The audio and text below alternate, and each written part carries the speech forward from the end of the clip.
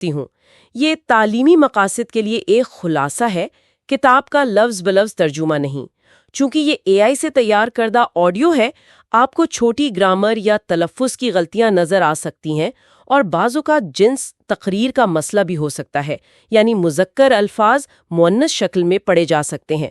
تو آج ہم قدیم انگریزی ادب کی دنیا میں ایک گہری نظر ڈالنے والے ہیں۔ ہمارے پاس ایڈورڈ ایلبرٹ کی کتاب ہسٹری آف انگلش لٹریچر کے کچھ حصے ہیں جو اس زمانے کی ایک جھلک دکھاتے ہیں۔ جی، اور ہمارا مقصد یہ ہے کہ ان ذرائع سے اہم باتیں نکالیں، سمجھیں کہ یہ سب کیسے شروع ہوا، اس کی بنیاد کیا تھی، اور یہ کہ یہ صدیوں پرانی تحریریں آج بھی کیوں دلچسپ ہیں۔ بالکل، تو آئیے دیکھتے ہیں انگریزی ادب کی جڑیں کہاں تک جاتی ہیں۔ یہ سفر واقعی دلچسپ ہے، یہ ہمیں زبان اور ادب کی بالکل ابتدائی شکلوں تک لے جاتا ہے۔ پہلی بات جو مجھے ذرائع کو دیکھ کر حیران کرتی ہے وہ یہ ہے کہ شروع کے بارے میں ہمیں کتنا کم معلوم ہے۔ ٹھیک، کچھ کہنا بہت مشکل ہے۔ صحیح، بس اندازہ ہی ہے کہ لکھنے پڑھنے سے پہلے زبانی شاعری تھی، اور شاعری جو ہے وہ نثر سے کافی پہلے آ گئی۔ اور یہ بھی کہ جو مخطوطیں یعنی ہاتھ سے لکھی کتابیں ہم تک پہنچی ہیں، وہ بھی اکثر اصل نظم لکھے جانے کے آپ سوچیں 300 سال بعد کی کاپیاں ہیں۔ بالکل، تو اصل میں کیا لکھا گیا تھا، کیا بدلا، یہ سب کہنا بہت مشکل ہے۔ ایک دھن سی ہے اس پورے معاملے پر۔ اور شاعروں کے بارے میں تو بالکل ہی کم پتہ ہے۔ پورے دور میں بس 2 نام ملتے ہیں، کیڈمن اور سائنوولف۔ ہاں، اور مزے کی بات یہ ہے کہ کچھ لوگوں نے اتنی کم معلومات پر ان کی پوری سوانح عمریاں لکھنے کی کوشش کی ہے۔ ظاہر ہے زیادہ تر قیاس آرائیاں ہی ہیں۔ میں نے پڑھا کہ ایک شاعر کے بارے میں تو بغیر کسی ثبوت کے یہ تک لکھ دیا کہ اس کی بیوی تھی۔ جی ایسا ہی ہے، معلومات کی کمی کو پُر کرنے کی خواہش ہوتی ہے نا۔ لیکن ان سب باتوں کے باوجود جو ادب بچا ہے اس میں ایک عجیب سی گہرائی ہے، ایک کشش ہے۔ اگر کوئی زبان کی مشکل پر قابو پالے تو جی، تو اسے ایک خزانہ ملتا ہے۔ اچھا، تو اب تھوڑا تاریخی پس منظر دیکھتے ہیں۔ یہ دور کب سے کب تک کا ہے؟ یہ کافی لمبا دور ہے، تقریباً 5ویں صدی سے شروع ہو کر کہاں تک 11.5ویں صدی تک۔ جی، کم از کم نثر کے لیے تو وہاں تک جاتا ہے۔ اور یہ وہ وقت تھا جب برطانیہ میں بڑی اتھل پتھل مچی ہوئی تھی۔ 410 میں رومی چلے گئے۔ تو ملک کمزور پڑ گیا۔ بالکل، شمال سے حملے شروع ہو گئے، پھر باہر سے جرمنی وغیرہ سے اینگلز، سیکسن، جوٹ قبائل آئے۔ پہلے شاید مددگار بن کر پھر یہیں بس گئے۔ اور پھر یہ لوگ عیسائی بھی بن گئے۔ جی ہاں، یہ ایک بہت بڑا موڑ تھا۔ آئرلینڈ سے مشنری آئے، پھر روم سے 597 میں سینٹ آگسٹائن آئے، لیکن پھر 9ویں صدی میں ڈینز یعنی وائکنگز آ گئے۔ ان کے حملے تو بہت مشہور ہیں۔ جی، کافی تباہی مچائی انہوں نے۔ اسی دوران جنوب میں وائسیکس کی ریاست ابھری، الفریڈ اعظم کا دور آیا، جنہوں نے ان کا مقابلہ کیا۔ اور ایک وقت آیا کہ انگلینڈ کا بڑا حصہ ڈینز کے قبضے میں تھا، ڈین لا جسے کہتے ہیں۔ بالکل، یہاں تک کہ 11ویں صدی میں ایک ڈینش بادشاہ پورے انگلینڈ کا حکمران بن گیا۔ اور اس سب کے بعد آخر میں 1066 میں نارمن آ گئے۔ یعنی مسلسل جنگیں، حملے، مذہب کی تبدیلی، ان سب کا اثر تو لازمی پڑا ہوگا ادب پر۔ یقیناً، یہ ساری چیزیں ہمیں ادب میں نظر آتی ہیں۔ اچھا، اب اس ادب کی کچھ خاص باتوں پر آتے ہیں۔ ایک تو ہے اس کا پیگن پس منظر، یعنی عیسائیت سے پہلے والا۔ جی، بیوولف جیسی نظموں میں اس کی جھلک صاف ہے، پرانے عقیدے، پرانی کہانیاں۔ لیکن آپ نے کہا کہ عیسائیت بھی آ گئی تھی۔ ہاں، تو یہ مکمل طور پر پیگن نہیں ہے۔ خیال یہ ہے کہ بہت سی کہانیاں ان کے پرانے وطن سے آئیں، وہاں گلیمن یا اسکوف ہوتے تھے، وہ محفلوں میں سناتے تھے۔ اچھا، گانے والے یا شاعر جیسے؟ بالکل، پھر جب یہ لوگ یہاں آ کر عیسائی ہوئے تو کہانیوں میں ظاہر ہے عیسائی رنگ بھی آ گیا، اور چونکہ زیادہ تر کتابیں راہبوں نے لکھیں تو وہ رنگ اور گہرا ہو گیا۔ تو یہ ایک ملا جلا معاملہ ہے۔ اور دوسری بات آپ نے گمنامی کہی تھی، لکھنے والوں کے نام نہیں معلوم؟ شاعری میں تو زیادہ تر نہیں، بس وہی 2 نام، کیڈمن اور سائنوولف۔ نثر میں البتہ فرق ہے، وہ چونکہ عملی مقاصد کے لیے تھی، جیسے تاریخ یا مذہب۔ جی، تو اس کے لکھنے والے اکثر معلوم ہیں، جیسے بادشاہ ایلفریڈ خود یا بعد میں ایلفاراک۔ اور تیسری بات تھی تقلید کی، مطلب لاطینی سے بہت کچھ لیا۔ بالکل، خاص طور پر نثر، بائبل، سنتوں کی کہانیاں، تاریخ، فلسفہ، یہ سب لاطینی سے ترجمہ ہوا۔ کچھ تو بس سیدھا سیدھا ترجمہ ہے، کچھ خاص نہیں۔ لیکن کچھ بہتر بھی تھے؟ جی ہاں، جیسے الفریڈ نے خود کیا، وہ ترجمہ کرتے ہوئے بیچ میں اپنی باتیں، اپنی وضاحتیں بھی ڈال دیتے تھے۔ اس سے ان تحریروں کی ادبی اہمیت بڑھ گئی۔ یہ حیرت کی بات ہے کہ اتنا پرانا ادب اتنی تبدیلیوں کے بعد ہم تک پہنچا کیسے؟ آپ نے مخطوطوں کا ذکر کیا تھا۔ ہاں، اور یہ بہت اہم بات ہے۔ سچ تو یہ ہے کہ قدیم انگریزی شاعری کا شاید بہت ہی تھوڑا حصہ بچا ہے۔ اوہ! جی، اور جو بچا ہے وہ بنیادی طور پر صرف 4 بڑی کتابوں میں۔ سوچیں کتنا کچھ ضائع ہو گیا ہوگا۔ صرف 4 کتابیں؟ سارا ادب ان میں؟ وہ کون سی ہیں؟ ان کے اپنے نام ہیں۔ ایک تو بیوولف مخطوطہ ہے برٹش میوزیم میں، اس میں بیوولف اور جوڈتھ ہے۔ پھر جونیس مخطوطہ ہے آکسفورڈ میں، اس میں بائبل والی نظمیں ہیں۔ تیسری ایکسٹر بک جو ایکسٹر کیتھیڈرل میں ہے، اس میں سائنوولف کی نظمیں اور وہ مرثیے ہیں جن کا میں نے ذکر کیا۔ اچھا، وہ اداسی والی نظمیں؟ جی، اور چوتھی ہے ورسیلی بک۔ یہ دلچسپ بات ہے کہ یہ اٹلی میں ملی۔ اس میں بھی سائنوولف کی نظمیں ہیں اور ایک بہت خوبصورت نظم the dream of the road. کمال ہے، یعنی بکھرا ہوا خزانہ تھا جو ملا۔ اچھا، اس دور کی زبان کیسی تھی؟ آج کا انگریزی بولنے والا سمجھ سکتا ہے؟ بالکل نہیں۔ قدیم انگریزی آج کی انگریزی سے اتنی ہی مختلف ہے جتنی سمجھیں جرمن یا کوئی اور زبان۔ الفاظ زیادہ تر ان کے اپنے جرمانک تھے، ہاں کچھ لاطینی سے بھی آ گئے۔ اور گرامر؟ گرامر تو بہت ہی پیچیدہ تھی۔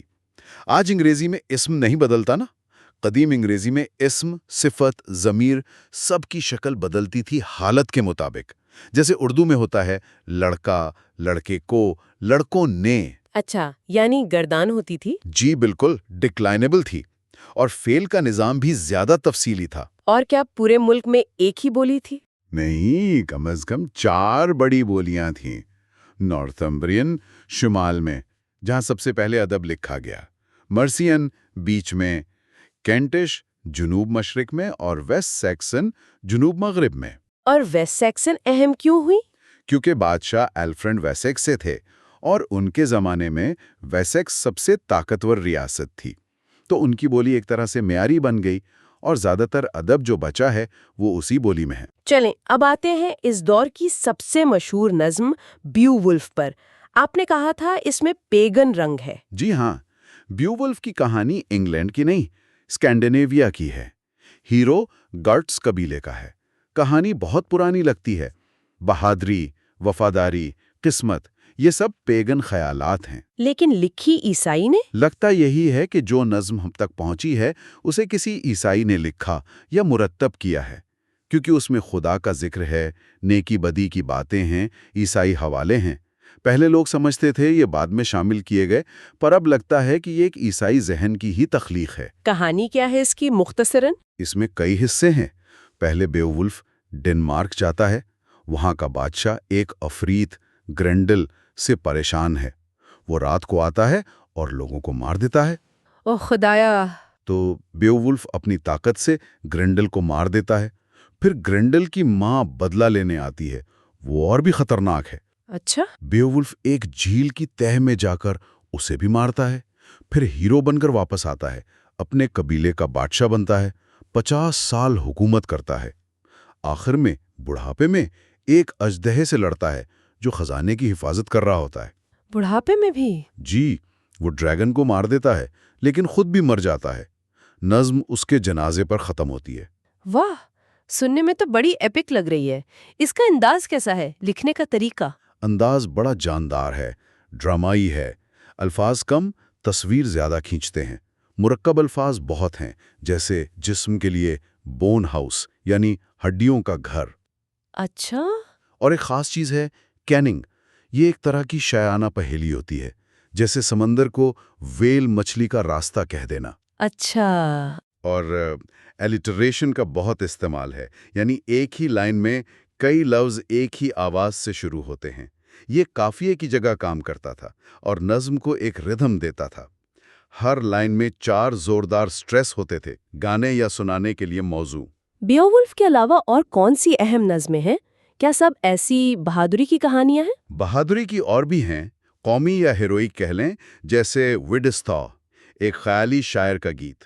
والڈیرے کے ٹکڑے ملے ہیں، اور 2 جنگی نظمیں بہت مشہور ہیں، بیٹل آف بروننبرا، ایک فتح کا جشن، اور بیٹل آف مالڈن، یہ شکست کی کہانی ہے، لیکن اس میں ہارنے والوں کی بہادری اور وفاداری کو بہت زبردست طریقے سے دکھایا گیا ہے۔ لیکن آپ نے کہا تھا کہ سب لڑائی بھڑائی نہیں ہے، وہ مرثیے؟ جی، ایکسیٹر بک والے مرثیے، دی وانڈرر، دی سی فیرر، ان میں جلا وطنی، تنہائی، سمندر کی سختیاں، زندگی کے گزر جانے کا دکھ، بڑا گہرا فلسفہ اور ذاتی احساسات ہیں۔ یہ لرک کے قریب ترین ہیں۔ یعنی ذاتی جذبات بھی تھے، اور مذہبی شاعری، کیڈمن اور سائنو ولف؟ جی ہاں، مذہبی شاعری بھی بہت اہم تھی۔ جونیس مخطوطے میں بائبل کی کہانیوں پر نظمیں ہیں، پیدائش، خروج وغیرہ۔ انہیں کیڈمن گروپ کہتے ہیں۔ وہ چرواہے والا قصہ؟ جی، اسی کی وجہ سے، لیکن شاید ہی اس نے نہیں لکھی۔ پھر سائنو وولف گروپ ہے، جن پر اس کے دستخط ہیں۔ یہ زیادہ علمی، پختہ ہیں۔ کرائسٹ، ایلینے جیسی نظمیں ہیں۔ اور ڈریم آف دا روڈ؟ ہاں، ڈریم آف دا روڈ تو کمال کی نظم ہے۔ سلیب خود اپنی کہانی سناتی ہے۔ یہ شاید اس دور کی بہترین مذہبی نظم ہے۔ یہ تو ہوئی شاعری، اب نثر کی طرف آتے ہیں۔ آپ نے بادشاہ ایلفریڈ کا نام لیا تھا، انگریزی نثر کا باپ؟ جی بالکل، ایلفریڈ کا کردار بہت اہم ہے۔ انہوں نے دیکھا کہ ڈینش حملوں سے لاطینی جاننے والے کم ہو گئے ہیں، علم ختم ہو رہا ہے، تو انہوں نے فیصلہ کیا کہ اہم لاطینی کتابوں کا انگریزی میں ترجمہ کیا جائے، تاکہ عام لوگ بھی پڑھ سکیں۔ جی، اور علم کو بچایا جا سکے۔ انہوں نے خود کئی کتابیں ترجمہ کی، پوپ گریگوری کی پیسٹورل کیئر، اور اوسیس کی تاریخ، بویتھیس کی فلسفی کا دلاسا۔ اور آپ نے بتایا کہ وہ صرف ترجمہ نہیں کرتے تھے۔ نہیں، وہ اکثر بیچ میں اپنی وضاحتیں، اپنے خیالات بھی ڈال دیتے تھے۔ اس سے ان کی اپنی شخصیت بھی نظر آتی ہے۔ شروع میں ان کا انداز سادہ تھا، بعد میں بہتر ہوتا گیا۔ ایلفریڈ کے بعد اور کون تھے نثر میں؟ 2 نام بہت اہم ہیں، ایلفراک اور ولفستان۔ ایلفراک؟ ایلفراک عالم تھے، راہب تھے۔ انہوں نے بہت سے مذہبی خطبے، سنتوں کی کہانیاں لکھیں۔ ان کا انداز بڑا صاف، رواں تھا۔ اور ولفستان؟ ولفستان بشپ تھے۔ ان کے خطبے، خاص طور پر سرمو لوپی ایڈ اینگلوز، یعنی بھیڑیے کا انگریزوں سے خطاب، بہت مشہور ہے۔ یہ انہوں نے ڈینش حملوں کے دوران لکھا، لوگوں کو گناہوں پر ڈانٹ پلائی ہے۔ انداز بہت زوردار ہے، تکرار بہت ہے۔ اچھا۔ اور ایک اور چیز ہے، اینگلو سیکسن کرونیکل۔ یہ تاریخ کا ریکارڈ ہے جو شاید ایلفریڈ نے شروع کرایا اور کئی صدیوں تک چلتا رہا۔ سال بسال واقعات لکھے جاتے تھے؟ جی، کہیں تو بس مختصر نوٹ ہیں، کہیں بڑی تفصیل ہے، خاص طور پر بعد کے حصوں میں ولیم فاتح جیسے لوگوں کے بارے میں یا سٹیفن بادشاہ کے زمانے کی بدامنی کے بارے میں بڑے جاندار قصے ہیں۔ تو اگر ہم مجموعی طور پر دیکھیں اس پورے دور میں، کیا ادبی انداز میں کوئی ترقی ہوئی؟ بالکل ہوئی۔ شاعری نثر سے پہلے آئی، یہ تو ہم نے دیکھا۔ بہادری والا انداز شروع سے آخر تک رہا۔ بیوولف کو رزمیہ کہہ سکتے ہیں، اگرچہ کلاسیکی نہیں۔ اور غزل؟ حقیقی غزل تو نہیں، لیکن مرثیوں میں وہ کیفیت ہے۔ شاعری کی تکنیک بھی بہتر ہوئی۔ سائنو وولف کی نظمیں کیڈمن گروپ والوں سے زیادہ پختہ اور رواں ہیں۔ اور نثر میں بھی ترقی ہوئی؟ جی ہاں، بالکل واضح۔ الفریڈ اور شروع کی کرونیکل کی سادہ، کبھی اٹکتی نثر سے ایلفراک اور ولفستان کی زیادہ رواں، پر اعتماد نثر تک صاف فرق نظر آتا ہے۔ بعد کی نثر میں تو شاعری والے حربے جیسے ایلیٹریشن بھی استعمال ہونے لگے۔ ایک سوال جو اکثر آتا ہے، کیا 1666 کی نارمن فتح نے اس قدیم ادب کو ختم کر دیا؟ یہ کہنا ذرا زیادتی ہوگی۔ نارمن فتح بہت بڑا موڑ تھا، اس میں کوئی شک نہیں۔ فرانسیسی زبان اور کلچر کا اثر آیا، لیکن پرانی روایتیں ایک دم غائب نہیں ہوئیں۔ اچھا۔ زبان میں تبدیلیاں تو پہلے سے آ رہی تھیں۔ شاعری میں قافیے کا استعمال بھی فتح سے پہلے شروع ہو گیا تھا۔ مذہبی نثر کا انداز بھی بعد میں چلتا رہا۔ تو ہاں، تبدیلی آئی، رفتار تیز ہوئی، سمت بدلی، لیکن مکمل خاتمہ نہیں ہوا۔ ایک تسلسل پھر بھی تھا۔ تو آج کی گفتگو سے یہ بات سامنے آئی کہ قدیم انگریزی ادب بھلے ہی ادھورا ہم تک پہنچا ہو، ایک بہت ہی امیر ورثہ ہے۔ اس میں پیگن اور عیسائی دنیا کا ملاپ ہے، بہادری کی کہانیاں ہیں، گہرے دکھ ہیں، اور نثر کی بنیاد بھی اسی دور میں پڑی۔ جی، اور ایلفریڈ جیسے کردار ہیں جنہوں نے علم کو اہمیت دی۔ بیوولف جیسی نظم ہے جو آج بھی متاثر کرتی ہے۔ اور یہ بھی کہ تاریخ، زبان، حملہ، یہ سب کیسے ادب پر اثر ڈالتے ہیں، اور یہ کہ بڑے واقعات جیسے نارمن فتح دھارے کو موڑ تو دیتے ہیں پر ختم نہیں کرتے۔ بالکل، بنیادیں کسی نہ کسی شکل میں موجود رہتی ہیں۔ آخر میں ایک سوچ آتی ہے، اگر تاریخ تھوڑی مختلف ہوتی، اگر وہ کتابیں جو کھو گئیں وہ مل جاتیں، یا اگر نارمن فتح نہ ہوتی، تو آج ہم انگریزی ادب کی یہ شروعاتی کہانی شاید بالکل مختلف انداز میں سن رہے ہوتے۔ یہ ایک دلچسپ سوال ہے۔ یہ یاد دلاتا ہے کہ تاریخ ہمیشہ ادھوری ہوتی ہے اور ہمیں اسی سے تصویر بنانی پڑتی ہے جو بچ جاتا ہے۔ اچھا، تو آج ہم ایک ایسے ادبی دور کا سفر کر رہے ہیں جو پرانی اور نئی انگریزی کے بیچ ایک پل جیسا ہے، یعنی وسطی انگریزی دور کا ادب۔ جی، یہ وہ زمانہ تھا جب زبان بدل رہی تھی، معاشرہ ہلچل میں تھا اور کہانیاں ایک نیا روپ لے رہی تھیں۔ بالکل، اور یہ سمجھیں کہ یہ محض ایک گزرتا ہوا دور نہیں تھا، بلکہ ایک زبردست، آپ کہہ سکتی ہیں، تبدیلی کا وقت تھا۔ آپ سوچیں، نارمن حملہ ہو چکا ہے، فرانسیسی زبان اور ثقافت کا اثر بڑھ رہا ہے، لیکن وہ جو پرانی اینگلو سیکسن روایات تھیں وہ بھی کہیں نہ کہیں زندہ تھیں۔ تو ادب اسی کشمکش اور ملاپ کی عکاسی کرتا ہے اصل میں۔ اور ہمارے پاس اس دلچسپ دور کو سمجھنے کے لیے ایڈورڈ ایلبرٹ کی کتاب انگریزی ادب کی تاریخ سے کچھ مواد ہے۔ تو آج کوشش ہی ہوگی کہ اس دور کے ماحول، زبان کی تبدیلیوں اور سب سے اہم، اس زمانے کی شاعری اور نثر کی خاص باتوں پر تفصیل سے بات کریں۔ جی، خاص طور پر وہ باتیں جو آج بھی ہمیں شاید کچھ سوچنے پر مجبور کرتی ہیں۔ تو شروعات کرتے ہیں اس دور کے ماحول سے۔ یہ وہ وقت تھا جب انگلستان میں نارمن اور پھر اینجوون خاندانوں کی حکومت تھی۔ جی ہاں، بادشاہ، امیر طبقہ، چرچ اور عام لوگ، مطلب سب کے درمیان طاقت کی ایک مسلسل کشمکش چل رہی تھی۔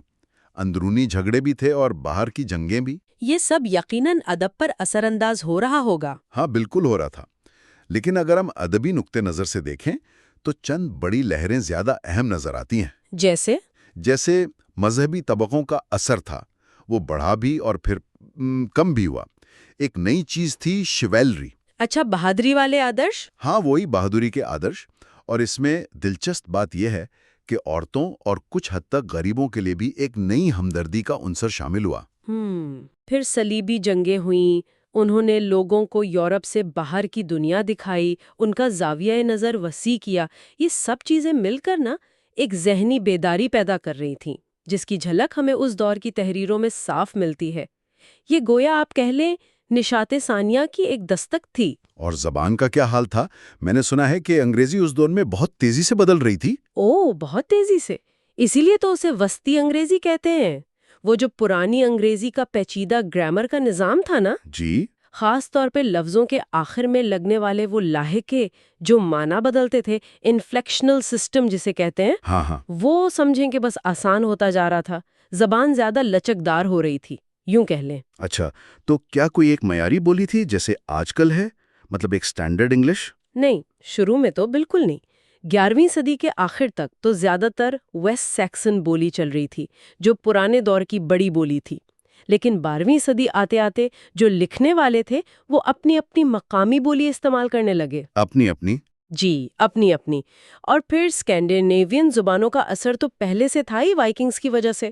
اب فرانسیسی الفاظ کی تو جیسے بھرمار ہو گئی۔ اچھا، حکومت، قانون، کھانے پینے کی چیزیں، فیشن، مطلب ہر شعبے میں فرانسیسی الفاظ آ گئے۔ تو کافی ملاپ ہو رہا تھا زبانوں کا۔ بالکل، اور پرانی انگریزی کی جو مختلف بولیاں تھیں وہ اپنے اپنے علاقوں میں مزید پنپ رہی تھیں۔ موٹے طور پہ ہم 5 اہم علاقے بتا سکتے ہیں۔ شمال میں، جہاں سے بعد میں اسکاٹس اور شمالی انگریزی نکلی۔ پھر مڈل لینڈز کے 2 حصے تھے، مشرقی اور مغربی۔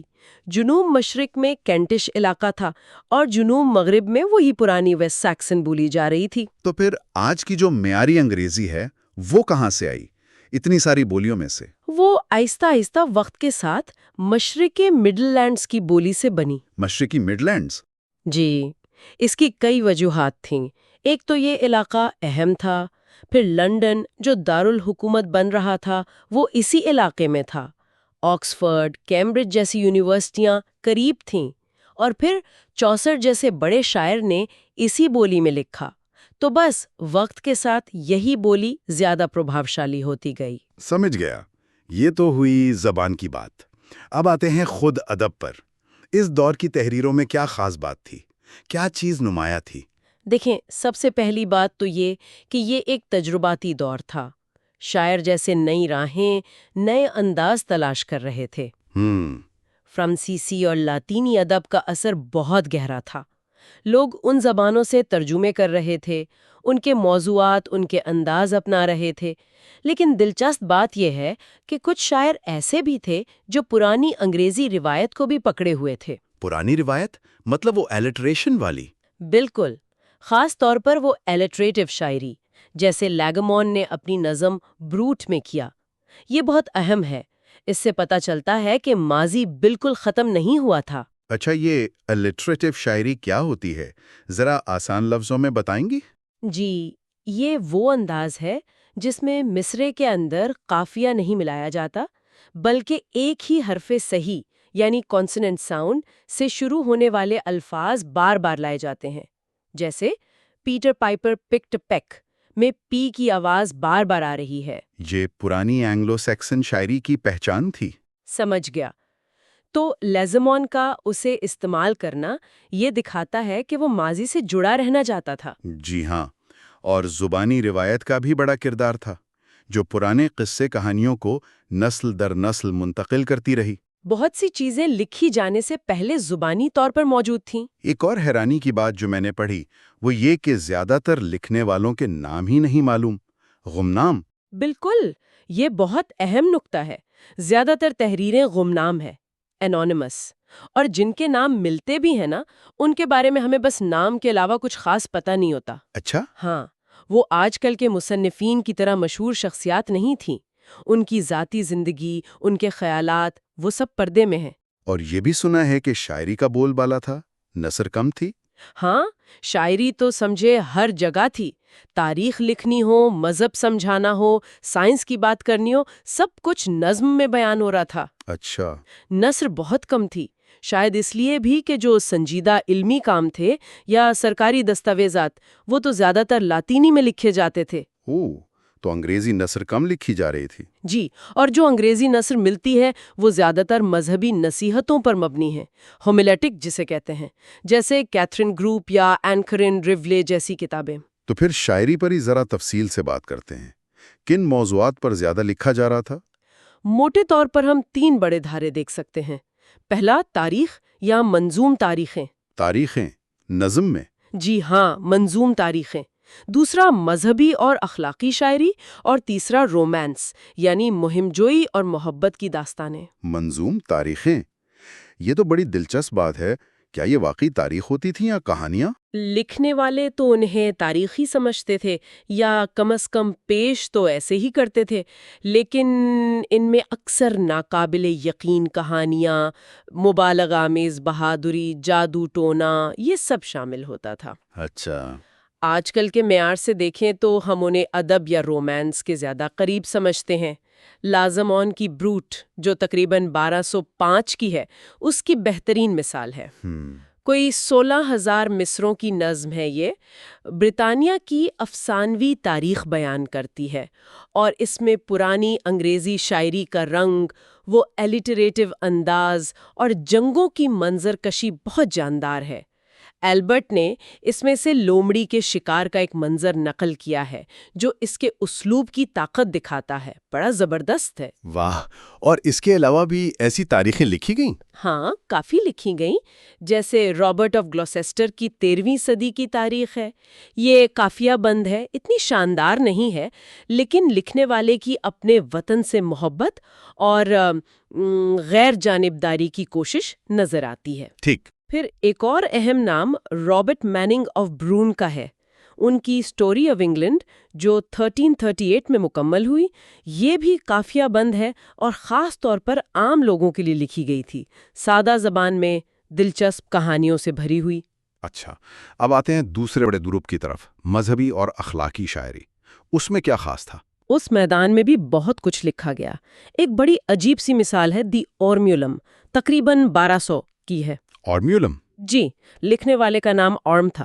بہت لمبی نظم ہے، تقریباً 10,000 ادھوری لائنیں، اور بے حد خشک، یکساں، مطلب کوئی ادبی خوبی نہیں ہے۔ تو پھر اہم کیوں ہے؟ زبان کے ماہرین کے لیے اہم ہے کیونکہ اس میں ہجوں کا، سپیلنگ کا ایک بڑا پیچیدہ اور باقاعدہ نظام استعمال کیا گیا ہے۔ مصنف نے خود شروع میں لکھا ہے، یہ کتاب اورمیولم کہلاتی ہے کیونکہ اورم نے اسے لکھا، بس۔ یعنی ادبی لحاظ سے کچھ خاص نہیں، صرف لسانی اہمیت ہے۔ بالکل نہیں، لیکن اس کے بالکل برعکس ایک اور نظم ہے، دی آؤل اینڈ دا نائٹنگیل۔ یہ 13ویں صدی کے شروع کی ہے۔ اچھا، یہ ایک کمال کی چیز ہے۔ لکھنے والا کون تھا پتہ نہیں، لیکن اس نے ایک الو جو حکمت و سنجیدگی کی علامت ہے اور ایک بلبل جو زندگی کی خوشیوں کی نمائندہ ہے، ان کے درمیان زبردست بحث کروائی ہے۔ دلچسپ۔ مکالمے بہت جاندار ہیں، بحث کبھی کبھی گرما گرم بھی ہو جاتی ہے، کردار نگاری اچھی ہے، اور شاعر نے چھوٹے قافیہ بند مصروں یعنی کپلٹس کو بڑی مہارت سے استعمال کیا ہے۔ یہ آج بھی پڑھنے میں لطف دیتی ہے۔ واہ، پرندوں کے درمیان بحث، یہ تو واقعی منفرد ہے۔ اور کوئی اہم مذہبی کام اس دور کا؟ ایک کرسر منڈی کا ذکر ضروری ہے۔ یہ 14ویں صدی کے شروع کی ہے، شمال سے۔ کرسر منڈی؟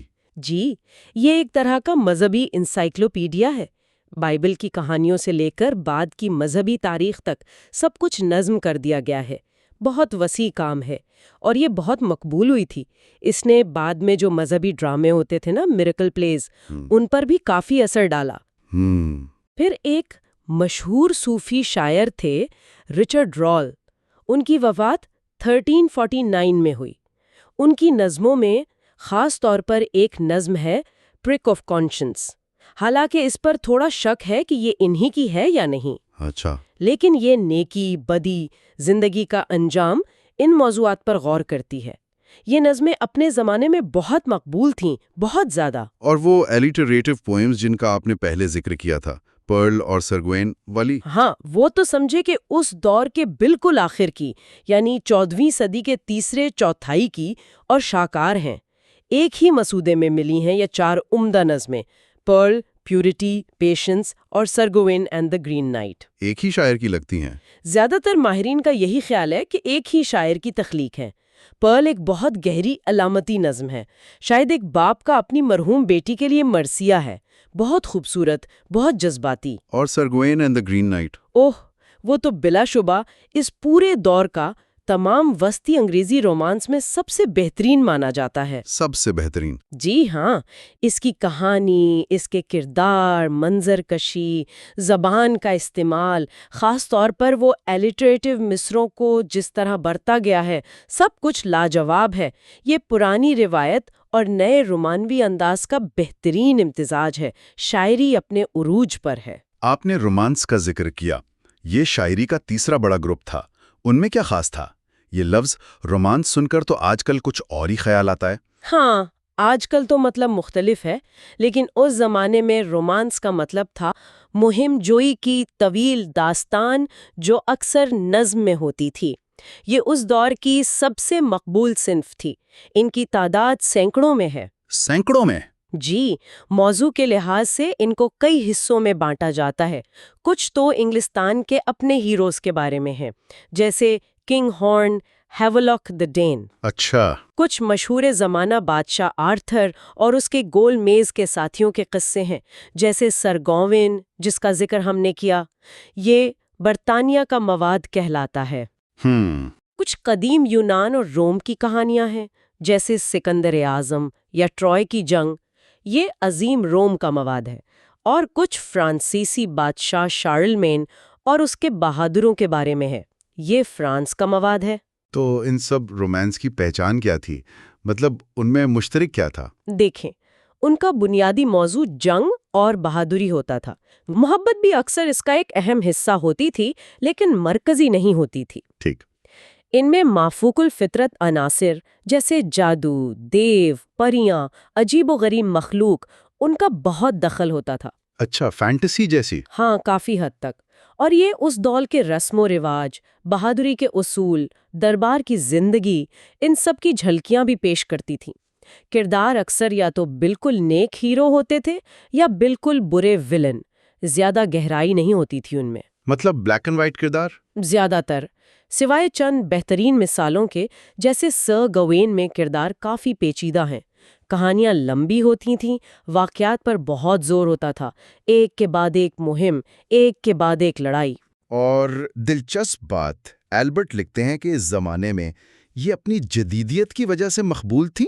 بالکل، یہ ایک اہم نکتہ ہے۔ آج ہم انہیں پرانی کہانیاں سمجھتے ہیں، لیکن اس زمانے کے لوگوں کے لیے یہ نئی چیز تھیں۔ یہ پرانی، سنجیدہ، مذہبی کہانیوں سے ہٹ کر تھیں۔ ان میں ایک نیا پن تھا، ایک تازگی تھی۔ ان پر فرانسیسی اثر بہت گہرا تھا، لیکن لکھنے والوں نے ان میں مقامی رنگ بھی خوب بھرا۔ بہترین رومانس جو ہیں وہ آج بھی مہم جوئی کی شاندار داستانیں ہیں۔ شاعری پر تو کافی تفصیلی بات ہو گئی، اب ذرا نثر کی طرف بھی آتے ہیں۔ آپ نے شروع میں کہا تھا کہ نثر کم تھی، لیکن کیا کوئی قابل ذکر مثال ہے؟ ہاں، نثر کم ضرور تھی، لیکن غیر اہم نہیں۔ سب سے اہم مثال تو ہے اینکرین ریولے۔ اینکرین ریولے؟ جی، یہ غالباً 12ویں صدی کی ہے۔ اصل میں یہ 3 ایسی راہباؤں کے لیے لکھی گئی تھیں جو دنیا سے بالکل الگ تھلگ رہ کر عبادت کرتی تھیں۔ اینکرسس کہلاتی تھیں۔ اچھا، تو ان کے لیے گائیڈ بک تھی؟ یہ ایک طرح کی ہدایت نامہ ہے کہ انہیں اپنی زندگی کیسے گزارنی چاہیے، اور اس کا مرکزی خیال ہے ہر چیز میں اعتدال، میانہ روی۔ اس کی خوبصورتی یہ ہے کہ لکھنے والے کا انداز بہت انسانی ہے، بہت شفیق ہے، اور وہ روزمرہ زندگی کی چھوٹی چھوٹی مثالیں استعمال کرتا ہے بات سمجھانے کے لیے۔ کوئی مثال؟ جی، البرٹ نے اس میں سے غیبت کرنے والوں کے بارے میں ایک اقتباس دیا ہے جو آج بھی کتنا سچا لگتا ہے۔ وہ لکھتا ہے کہ پیٹھ پیچھے کاٹنے والے 2 طرح کے ہوتے ہیں، ایک تو خلم کھلا برا بھلا کہتا ہے، لیکن دوسری قسم کا شخص بالکل مختلف انداز میں سامنے آتا ہے، اور وہ دوسرے سے بھی بدتر دشمن ہوتا ہے کیونکہ وہ دوست کے بھیس میں ہوتا ہے۔ ارے واہ، یہ تو واقعی آج بھی کتنا صادق آتا ہے۔ کیا یہ نثر ادبی لحاظ سے بھی اہم ہے؟ بہت اہم۔ اب اس کی قدر بہت زیادہ تسلیم کی جاتی ہے۔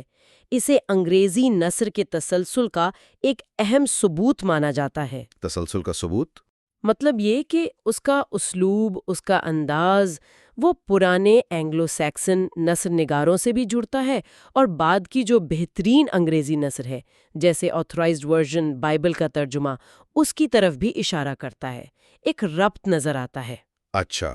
اس کے مقابلے میں ایک اور کتاب ہے ایزنبائٹ آف انوٹ، یہ 1340 کی ہے۔ ایزنبائٹ آف انوٹ؟ جی، نام بھی عجیب ہے۔ یہ ایک فرانسیسی کتاب کا بہت ہی غیر دلچسپ اور ناقص ترجمہ ہے۔ ادبی لحاظ سے اس کی کوئی اہمیت نہیں، بالکل بے کیف۔ تو پھر اس کا ذکر کیوں؟ صرف لسانی لحاظ سے اہم ہے، کیونکہ اس کا جو اصلی مسودہ ہے وہ مصنف کے اپنے ہاتھ کا لکھا ہوا محفوظ ہے، اور یہ جنوب مشرقی، خاص طور پہ کینٹش بولی کا سب سے اہم نمونہ ہے۔ زبان کے طالب علموں کے لیے یہ بہت قیمتی ہے۔ سمجھ گیا۔ تو نثر کم تھی مگر اینکنر ریول جیسی مثالیں اہم ہیں۔ جی بالکل۔ یہ تو ہوئیں اصناف۔ اب ذرا ادبی حیتوں پر بات کرتے ہیں، خاص طور پر شاعری میں جو میٹر یا وزن استعمال ہو رہا تھا، اس میں کیا تبدیلی آ رہی تھی؟ کیا وہ پرانا ایلیٹریٹو انداز بالکل ختم ہو گیا تھا؟ نہیں، بالکل ختم نہیں ہوا۔ عام خیال تو یہی بن گیا تھا کہ فرانسیسی اثر کی وجہ سے قافیہ بند شاعری نے ایلیٹریشن کی جگہ لے لی، لیکن جیسا ہم نے دیکھا 14ویں صدی میں ایلیٹریٹو شاعری کا ایک زبردست احیاء ہوا جسے ایلیٹریٹو ریوائول کہتے ہیں۔ سر گاوین اسی کی مثال ہے۔ تو دونوں ساتھ ساتھ چل رہے تھے؟ حقیقت یہی ہے کہ دونوں انداز ساتھ ساتھ چلتے رہے، کبھی ایک غالب آ جاتا کبھی دوسرا، اور سر گاوین جیسے شاہکار میں تو شاعر نے ایلیٹریشن اور قافیہ بندی کو کمال خوبصورتی سے ملا بھی دیا ہے۔ ایک پیچیدہ سٹینزا بنایا جس میں شروع کی لمبی ایلیٹریٹو لائنیں ہیں اور آخر میں چھوٹا سا قافیہ بند حصہ ہے۔ واہ، تو قافیہ بندی کب شروع ہوئی تھی انگریزی میں؟ اس کی ابتدائی مثالیں تو بہت پرانی ہیں، 11ویں صدی میں بادشاہ کنوٹ کے ایک گانے میں ملتی ہیں۔ 12ویں صدی میں گوڈرک نامی ایک راہب کے بھجن ہیں، ان میں باقاعدہ سلیبل گننے اور قافیہ بنانے کی کوشش نظر آتی ہے۔ 13ویں صدی میں فرانسیسی طرز کے جو قافیہ بند جوڑے ہوتے ہیں نا، کپلٹس، وہ عام ہو گئے، جیسے کنگ ہارن اور ہیولاک جیسی رومانس نظموں میں۔ ٹھیک۔ اور پھر 14ویں صدی میں مزید پیچیدہ بند یعنی سٹینزا فارمز بھی فرانسیسی اثر سے مقبول ہوئے، جن میں مختلف قافیوں کے نمونے ہوتے تھے، کئی طرح کے سٹینزاز استعمال ہوئے۔ تو مطلب کافی تجربے ہو رہے تھے میٹر کے ساتھ۔ بالکل، یہ سارا تنوع، یہ ساری ویرائٹی اس دور کی تجرباتی روح کو ظاہر کرتی ہے۔ شاعر جیسے نئے نئے اوزار آزما رہے تھے اپنی بات کہنے کے لیے۔ اور شاعری کی ایک اور قسم غنائیہ شاعری یا لیرک پوئٹری کا بھی آپ نے ذکر کیا تھا، وہ کیسی تھی؟ ہاں، غنائیہ شاعری یعنی وہ مختصر نظمیں جن میں ذاتی جذبات کا اظہار ہو، محبت، فطرت، موسم یا پھر مذہبی عقیدت۔ یہ آج کے قاری کو شاید سب سے زیادہ پسند آئے۔ اچھا، پرانی انگریزی میں نہیں تھی ایسی شاعری؟ نہ ہونے کے برابر۔ اصل غنائیہ شاعری وسطی انگریزی دور میں ہی نظر آتی ہے۔ 12ویں صدی کے کچھ ٹکڑے ملتے، لیکن 13ویں صدی سے ان کی تعداد کافی بڑھ جاتی ہے۔ ان پر بھی فرانسیسی اثر تھا؟ اس پر بحث ہے۔ کچھ لوگ کہتے ہیں فرانسیسی یا لاطینی اثر ہے، کچھ کہتے ہیں یہ مقامی طور پر ہی پنپی۔ سچ شاید دونوں کا امتزاج ہو۔ اس کی کوئی مشہور مثال؟ ایک بہت مشہور مثال ہے کوکو سانگ۔ یہ 13ویں صدی کی ہے۔ بہار کی آمد کا جشن مناتی ہے۔ بہت سادہ، بہت خوبصورت۔ سمر از اکیومن ان لود سنگ کوکو، یعنی گرمی آ گئی ہے، زور سے گاؤ کوکو۔ واہ! بیج اگتا ہے اور چاراگاہ کھلتی ہے اور جنگل اب ہرا بھرا ہو رہا ہے، گاؤ کوکو۔ اس کی سادگی اور موسیقیت آج بھی دل کو چھوتی ہے۔ یہ تو بہت پیاری ہے۔ تو یہ نظمیں مذہبی بھی ہوتی تھیں اور دنیاوی بھی؟ جی ہاں، مذہبی غنائے بہت تھے، خاص طور پر حضرت مریم کی شان میں، لیکن دنیاوی موضوعات پر بھی نظمیں ملتی ہیں، محبت پر، بہار پر، فطرت پر، اور اکثر مذہبی اور دنیاوی انداز ایک دوسرے میں گھل مل بھی جاتے تھے۔ ٹھیک ہے، تو مجموعی طور پر اگر ہم شاعری کے اسلوب یعنی سٹائل کے ارتقاء کو دیکھیں اس پورے دور میں، تو کیا تبدیلی نظر آتی ہے؟ ایک واضح سفر نظر آتا ہے۔ اگر آپ لازمون کی شاعری دیکھیں جو 13ویں صدی کے شروع کی ہے، تو وہ نسبتاً خردری ہے، طاقتور ہے، لیکن اس میں وہ نفاست نہیں ہے۔ اور پھر جب آپ 14ویں صدی کے آخر میں سر گاوین کے شاعر تک پہنچتے ہیں تو آپ کو ایک باشعور فنکار نظر آتا ہے جو اپنی زبان، اپنے میٹر، اپنے مواد پر مکمل عبور رکھتا ہے۔ تو بے ساختگی سے باشعور فنکاری تک کا سفر کہہ سکتے ہیں؟ ہاں، کسی حد تک یہ کہہ سکتے ہیں۔ شروع کے شاعر جیسے دل سے لکھ رہے ہیں، جو آ رہا ہے لکھ رہے ہیں۔ بعد والے زیادہ منصوبہ بندی، زیادہ کاریگری، زیادہ فنکاری کا مظاہرہ کرتے ہیں۔ اور اسلوب کیسا تھا؟ مطلب کیا وہ واضح تھا یا مشکل؟ دونوں طرح کا تھا۔ کبھی کبھی مشکل مواد یا پیچیدہ میٹر کی وجہ سے ابہام بھی پیدا ہو جاتا تھا، لیکن بہترین اسلوب جو ہے وہ واضح ہے، مضبوط ہے، مربوط ہے اور اکثر بڑا شاندار ہے۔ اس میں مزاح بھی ملتا ہے، کبھی کبھی تھوڑا تلخ قسم کا، اور پیتھوس بھی ہے، یعنی درد اور جذباتیت، جو کبھی بہت سنجیدہ اور سادہ ہوتی ہے، کبھی تھوڑی زیادہ۔ اور کمزور مثالیں؟ کمزور مثالوں میں تو پھر ہر طرح کی خامی مل سکتی ہے، بے ربطی، کمزور زبان، بھونڈا میٹر، ہر چیز۔ ٹھیک ہے، تو اگر ہم اس پورے دور کا، اس ساری گفتگو کا خلاصہ کرنا چاہیں تو اہم ترین باتیں کیا ہوں گی جو ہمارے سننے والوں کو یاد رکھنی چاہیے؟ میرے خیال میں چند باتیں خاص طور پر یاد رکھنے والی ہیں۔ اول، یہ زبردست لسانی اور ثقافتی تبدیلی کا دور تھا جس نے ادب کو نئی شکل دی۔ یہ کوئی جامد دور نہیں تھا۔ جی۔ دوم، زیادہ تر لکھنے والے گمنام تھے۔ ادب جو ہے وہ شخصیت سے زیادہ روایت اور موضوع سے جڑا ہوا تھا۔ سوم، شاعری کا غلبہ تھا۔ ہر طرح کے موضوع کے لیے شاعری استعمال ہو رہی تھی، تاریخ، مذہب، مہم جوئی، سب کچھ۔ بالکل۔ چہارم، رومانس بہت مقبول ہوئے اور یہ اس دور کی جدیدیت کی علامت تھے۔ ٹھیک۔ پنجم، نثر اگرچہ کم تھی مگر اہم تھی، خاص طور پر اینکرین ریول جیسی مثالیں، اور اس نے انگریزی نثر کی روایت کو زندہ رکھا، اس تسلسل کو جوڑا۔ اور آخر میں زبان خود ایک بڑی تبدیلی سے گزر رہی تھی، پرانی شکل چھوڑ کر ایک نئی معیاری شکل کی طرف بڑھ رہی تھی جس کی بنیاد مشرقی مڈلینڈ بولی نے رکھی۔ یہ واقعی ایک دلکش تصویر ہے اس عبوری دور کی۔ آپ نے بہت وضاحت سے اور دلچسپ انداز میں اس دور کی سیر کرائی۔ شکریہ۔ اور آخر میں سننے والوں کے لیے ایک چھوٹا سا سوال چھوڑ جاتے ہیں۔ جی ضرور۔ ذرا سوچیں، اگر اس دور میں شاعری کے بجائے نثر کا زیادہ رواج ہوتا تو کیا آج ہم ان کہانیوں اور خیالات کو اسی طرح محسوس کر پاتے؟ کیا وہ جادو، وہ مہم جوئی نثر میں بھی ویسے ہی زندہ رہتی؟ یہ تو سوچنے کی بات ہے۔ یا پھر ان گمنام لکھنے والوں کی کتنی ایسی آوازیں ہوں گی، کتنی کہانیاں، کتنے خیالات ہوں گے جو تاریخ کے صفحات میں کہیں گم ہو گئیں، جنہیں ہم آج صرف تصور ہی کر سکتے ہیں۔ یہ وہ سوال ہے جو شاید ہمیں ادب کی تاریخ کو اور جو ہم تک پہنچا ہے اسے ایک نئے زاویے سے دیکھنے پر مجبور کرے۔ آج ہم ایک خاص دور کا تفصیلی جائزہ لے رہی ہیں، 14ویں صدی کے وسط سے 15ویں صدی کے وسط تک کا زمانہ، یعنی تقریباً 1350 سے 1450۔ جی، جسے اکثر عہد چوسر بھی کہا جاتا ہے۔ بالکل، اور ہمارے پاس ایڈورڈ ایلبرٹ کی ہسٹری آف انگلش لٹریچر کے کچھ اقتباسات ہیں جن کی روشنی میں ہم یہ گفتگو کریں گے۔ صحیح۔ تو مقصد یہ ہے کہ اس دور کے تاریخی پس منظر کو سمجھیں، ادبی ماحول کیسا تھا، کیا خصوصیات تھیں، اور ظاہر ہے جوفری چوسر جیسی بڑی شخصیت کا کیا کردار رہا۔ ہاں، اور یہ بھی کہ انگریزی ادب نے اس زمانے میں کیسے اب کہیں کہ اپنی شکل و صورت بنانی شروع کی۔ بالکل ٹھیک۔ یہ ایک بڑا دلچسپ دور تھا۔ یوں سمجھیں کہ انگریزی زبان اور ادب دونوں ہی ایک نئے مرحلے میں داخل ہو رہے تھے۔ زبان معیاری بن رہی تھی، اچھا، اور ادب میں ایک نئی کھوج لگانے والی کچھ جدید قسم کی سوچ پیدا ہو رہی تھی۔ تو چلیں ان ذرائع کی مدد سے اس کو ذرا کھنگالتے ہیں۔ ٹھیک ہے، تو شروعات کرتے ہیں اس وقت کے تاریخی ماحول سے۔ یہ 1350 سے 1450 کا جو عرصہ ہے یہ کیسا تھا؟ مطلب پرسکون تھا یا کافی ہنگامہ خیزی تھی؟ تاریخی طور پر تو کافی اتھل پتھل والا دور تھا۔ دیکھیں، ایڈورڈ سوم کا طویل دور حکومت اسی میں آیا۔ فرانس کے ساتھ لمبی جنگیں چل رہی تھیں۔ 100 سالہ جنگ؟ جی وہی۔ پھر رچرڈ دوم تخت پر بیٹھے 1377 میں، اور پھر 1399 میں ایک انقلاب آیا جس میں انہیں ہٹا دیا گیا اور لنکاسٹرین خاندان کی حکومت شروع ہوئی۔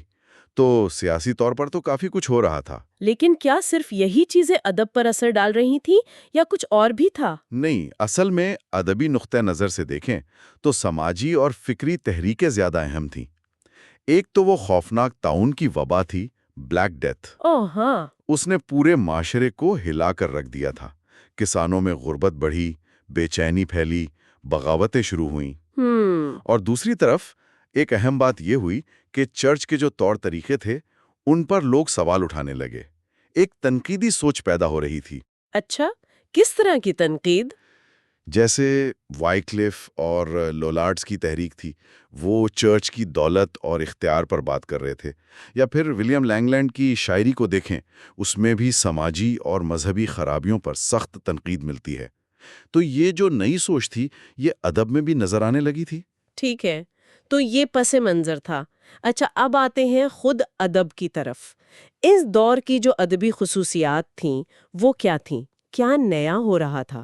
دیکھیں، سب سے بڑی اور بنیادی تبدیلی تو انگریزی زبان کا معیاری ہونا تھی۔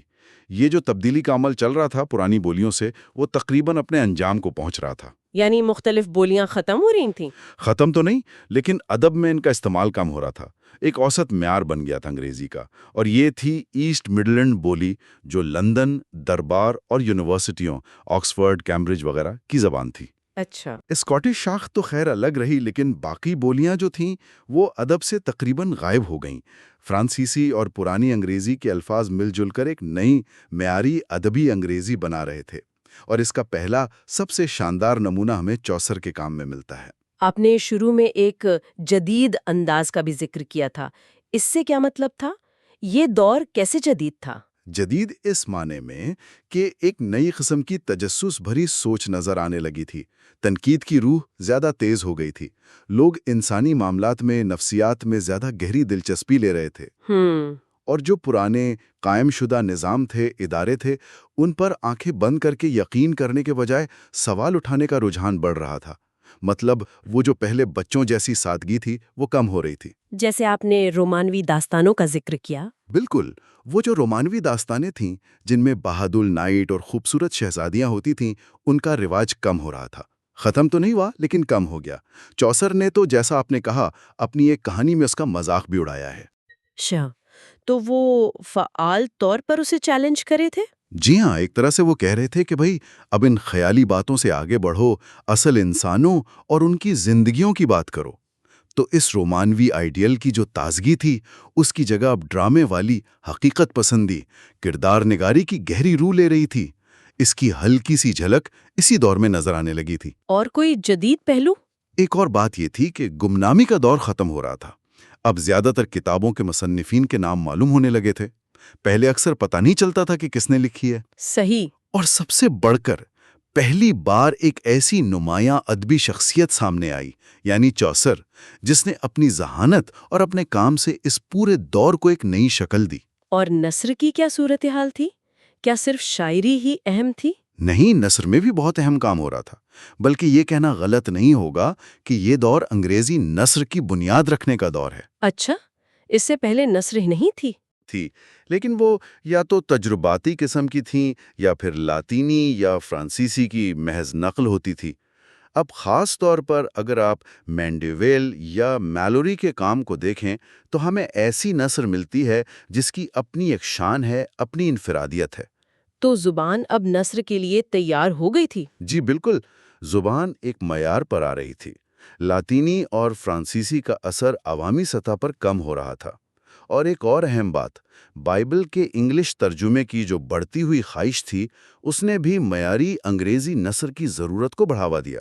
اور آپ نے اسکاٹش ادب کا بھی ذکر کیا تھا شروع میں۔ جی ہاں، یہ بھی ایک اہم نکتہ ہے کہ پہلی بار اسکاٹش ادب میں ایک قابل ذکر مصنف سامنے آیا، جان باربر۔ یہ تو صرف شروعات تھی۔ اس کے بعد اسکاٹ لینڈ میں بڑے اچھے شاعروں کی ایک پوری روایت قائم ہوئی۔ چلیں اب اس شخصیت پر آتے ہیں جنہوں نے اس عہد کو اپنا نام دیا، جوفری چوسر۔ ان کی زندگی اور کام کے بارے میں کچھ بتائیں۔ جی، جیفری چوسر تقریباً 1340 سے 1400 تک۔ ان کی زندگی کے بارے میں جو معلومات ملتی ہیں وہ زیادہ تر اس زمانے کی سرکاری دستاویزات سے یا خود ان کی نظموں میں جو حوالے ہیں ان سے ملتی ہیں۔ پیدائش کی تاریخ پکی نہیں ہے؟ نہیں، حتمی طور پر تو نہیں، لیکن عام طور پر 1340 کے آس پاس مانی جاتی ہے۔ لندن میں پیدا ہوئے، جوانی میں ہی شاہی خاندان سے وابستہ ہو گئے تھے۔ ڈیوک آف کلیرنس کی بیوی کے خاندان میں تھے۔ اوہ! پھر بیرون ملک فوجی خدمات بھی انجام دی، فرانس میں جنگ کے دوران قید بھی ہوئے۔ اچھا، قید بھی ہوئے؟ جی ہاں، پھر رہائی کے بعد شاہی ملازمت میں واپس آ گئے، اور اکثر ان کا ذکر شاہی پینشن یا انعام وصول کرنے والے کے طور پر ملتا ہے۔ رچرڈ دوم کے زمانے میں بھی ان کے عہدے اور وظیفے بحال رہے، کئی بار سفارتی مشن پر بھیجے گئے، خاص طور پر اٹلی۔ اٹلی کا سفر اہم رہا ہوگا ان کے لیے؟ بہت اہم۔ وہیں ان کا تعارف اطالوی ادب، خاص طور پر بوکاچیو وغیرہ سے ہوا۔ خیر، انہیں مزید مالی فائدے بھی ملے۔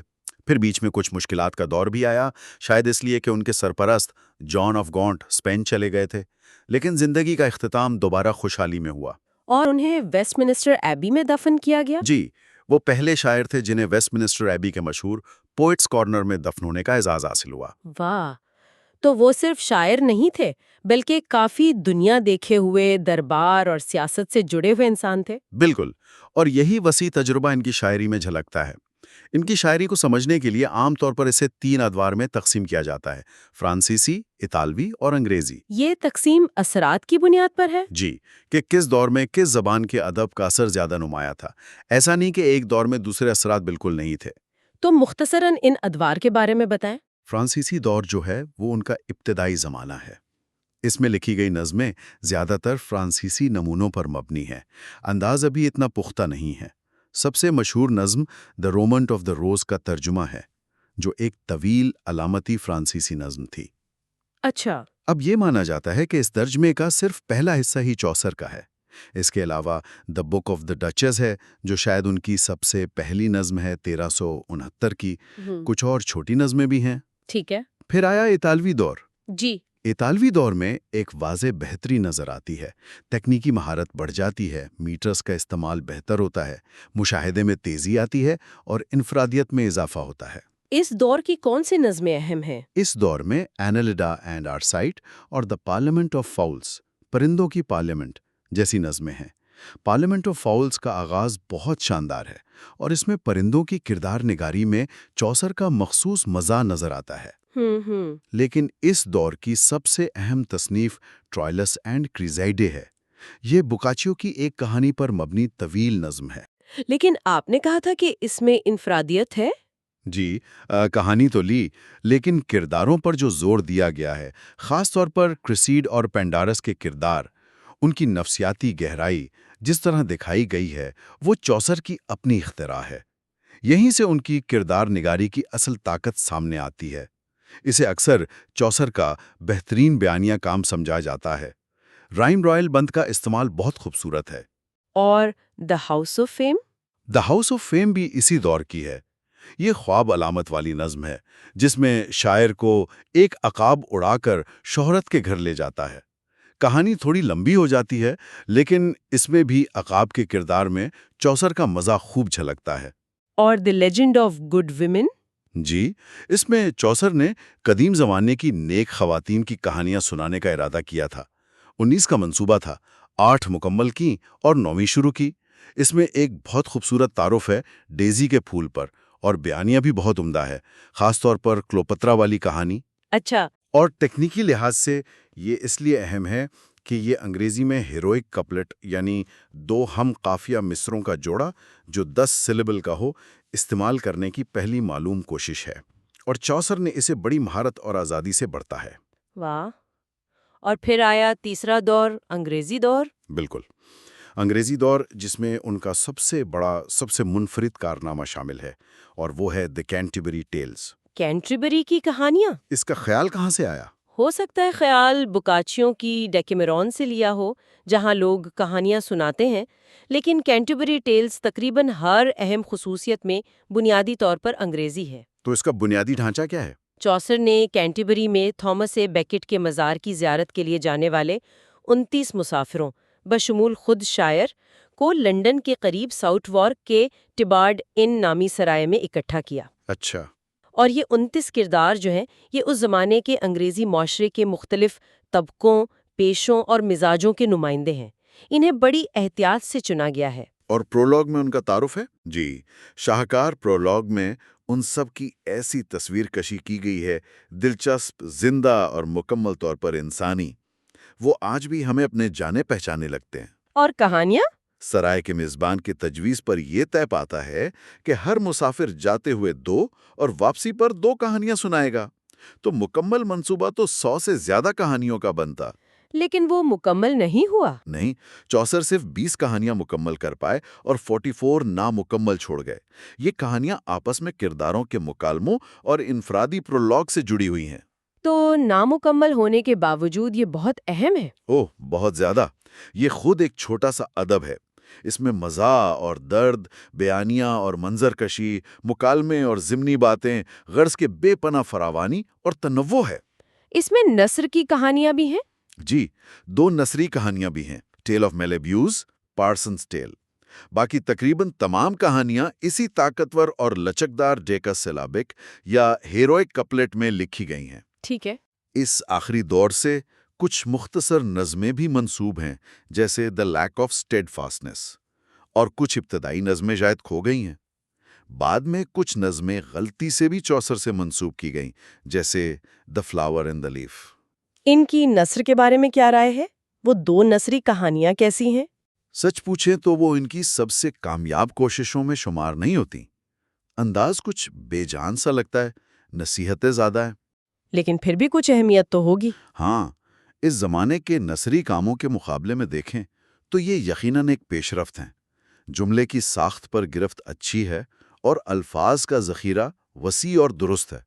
ان کے علاوہ، جیسا میں نے شاید پہلے ذکر کیا، انہوں نے بوتھیس کی کتاب کا ترجمہ کیا تھا اور اپنے بیٹے کے لیے ایسٹرولے پر ایک رسالہ لکھا تھا۔ یہ بھی نثری کام ہے۔ تو اگر ہمیں چوسر کی شاعری کی خاص باتیں گنوانی ہوں، وہ کیا ہوں گی جو انہیں اتنا منفرد بناتی ہیں؟ کئی باتیں ہیں۔ سب سے پہلے تو ان کی منفرد حیثیت۔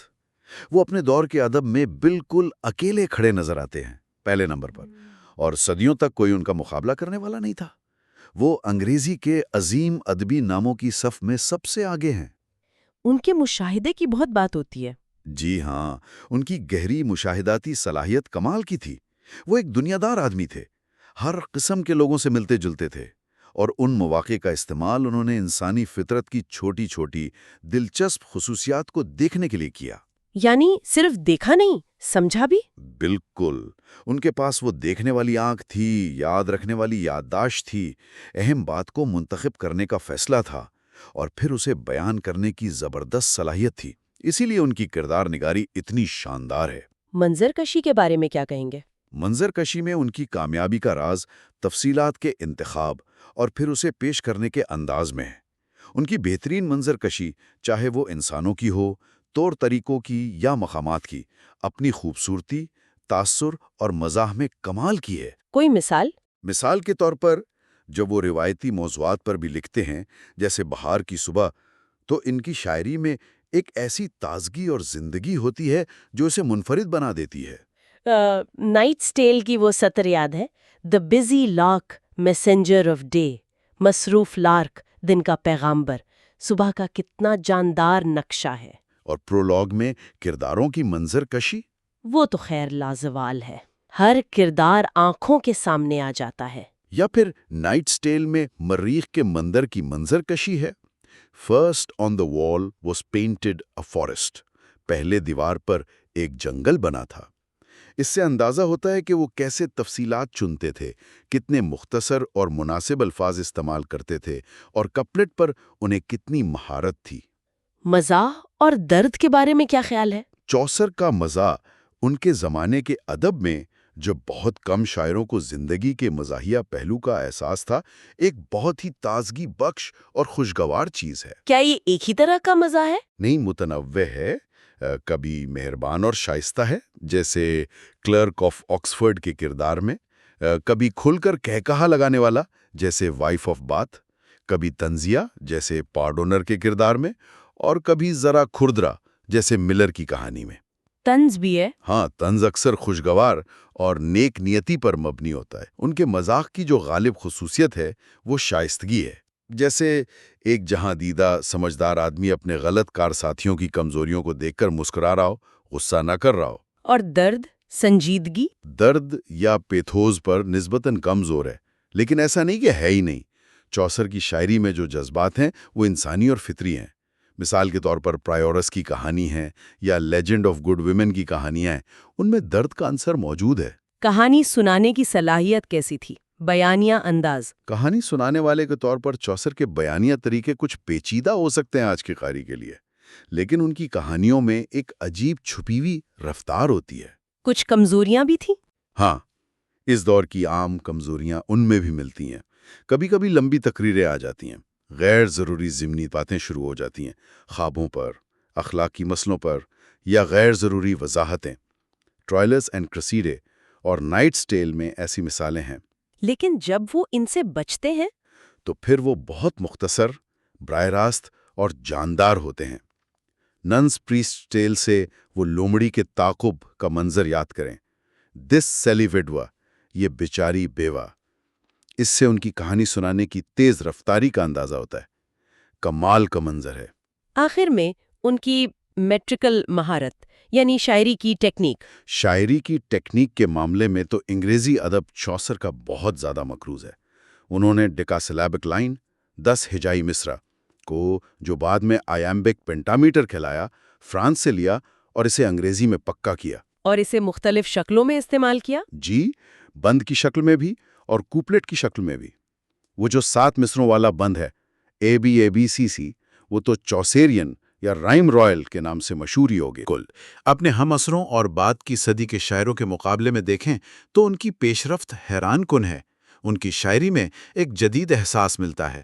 وہ ہوشیار، پرسکون، مزاحیہ مشاہدہ، وہ وسیع انسانیت، وہ فوری اور مناسب جملے بازی، میٹر پر وہ ماہرانہ گرفت، اور سب سے بڑھ کر وہ تازہ اور تخلیقی روح۔ واقعی ایک ذہین شخصیت۔ بلا شبہ وہ اکیلے کھڑے ہیں، اور تقریباً 200 سال تک کوئی ان کے برابر ہونے کا دعویٰ نہیں کر سکتا۔ چوسر تو یقیناً سب سے نمایاں تھے، لیکن کیا ان کے علاوہ بھی کوئی اور اہم شاعر تھے اس دور میں جن کا ذکر ضروری ہے؟ جی ہاں، بالکل تھے۔ کم از کم 3 نام تو بہت اہم ہیں۔ ایک تو ولیم لینگلینڈ، جن کا ذکر آپ نے پہلے بھی کیا تھا. جی ان کی نظم پیئرز دا پلاؤمین، پیئرز ہل چلانے والا ہے. اس کے بارے میں کچھ نئی تھیوریز بھی ہیں کہ شاید پوری نظم ایک ہی شخص نے نہیں لکھی، لیکن روایتی طور پر یہ لینگ لینڈ سے منسوب ہے. اور یہ چوسر سے مختلف کیسے ہیں؟ بہت مختلف.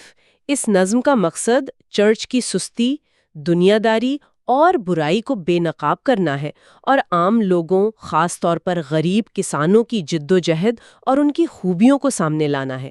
لینگ لینڈ غریبوں کی مشکلات کو چوسر کے مقابلے میں کہیں زیادہ کھل کر اور ہمدردی سے پیش کرتے ہیں. انداز کیسا ہے؟ انداز بہت سنجیدہ ہے، توانائی سے بھرپور ہے اور سادہ ہے، اور سب سے دلچسپ بات اس کی شکل ہے. یہ پرانی انگریزی شاعری کے بحر یعنی الٹریٹو میجر کا احیاء ہے.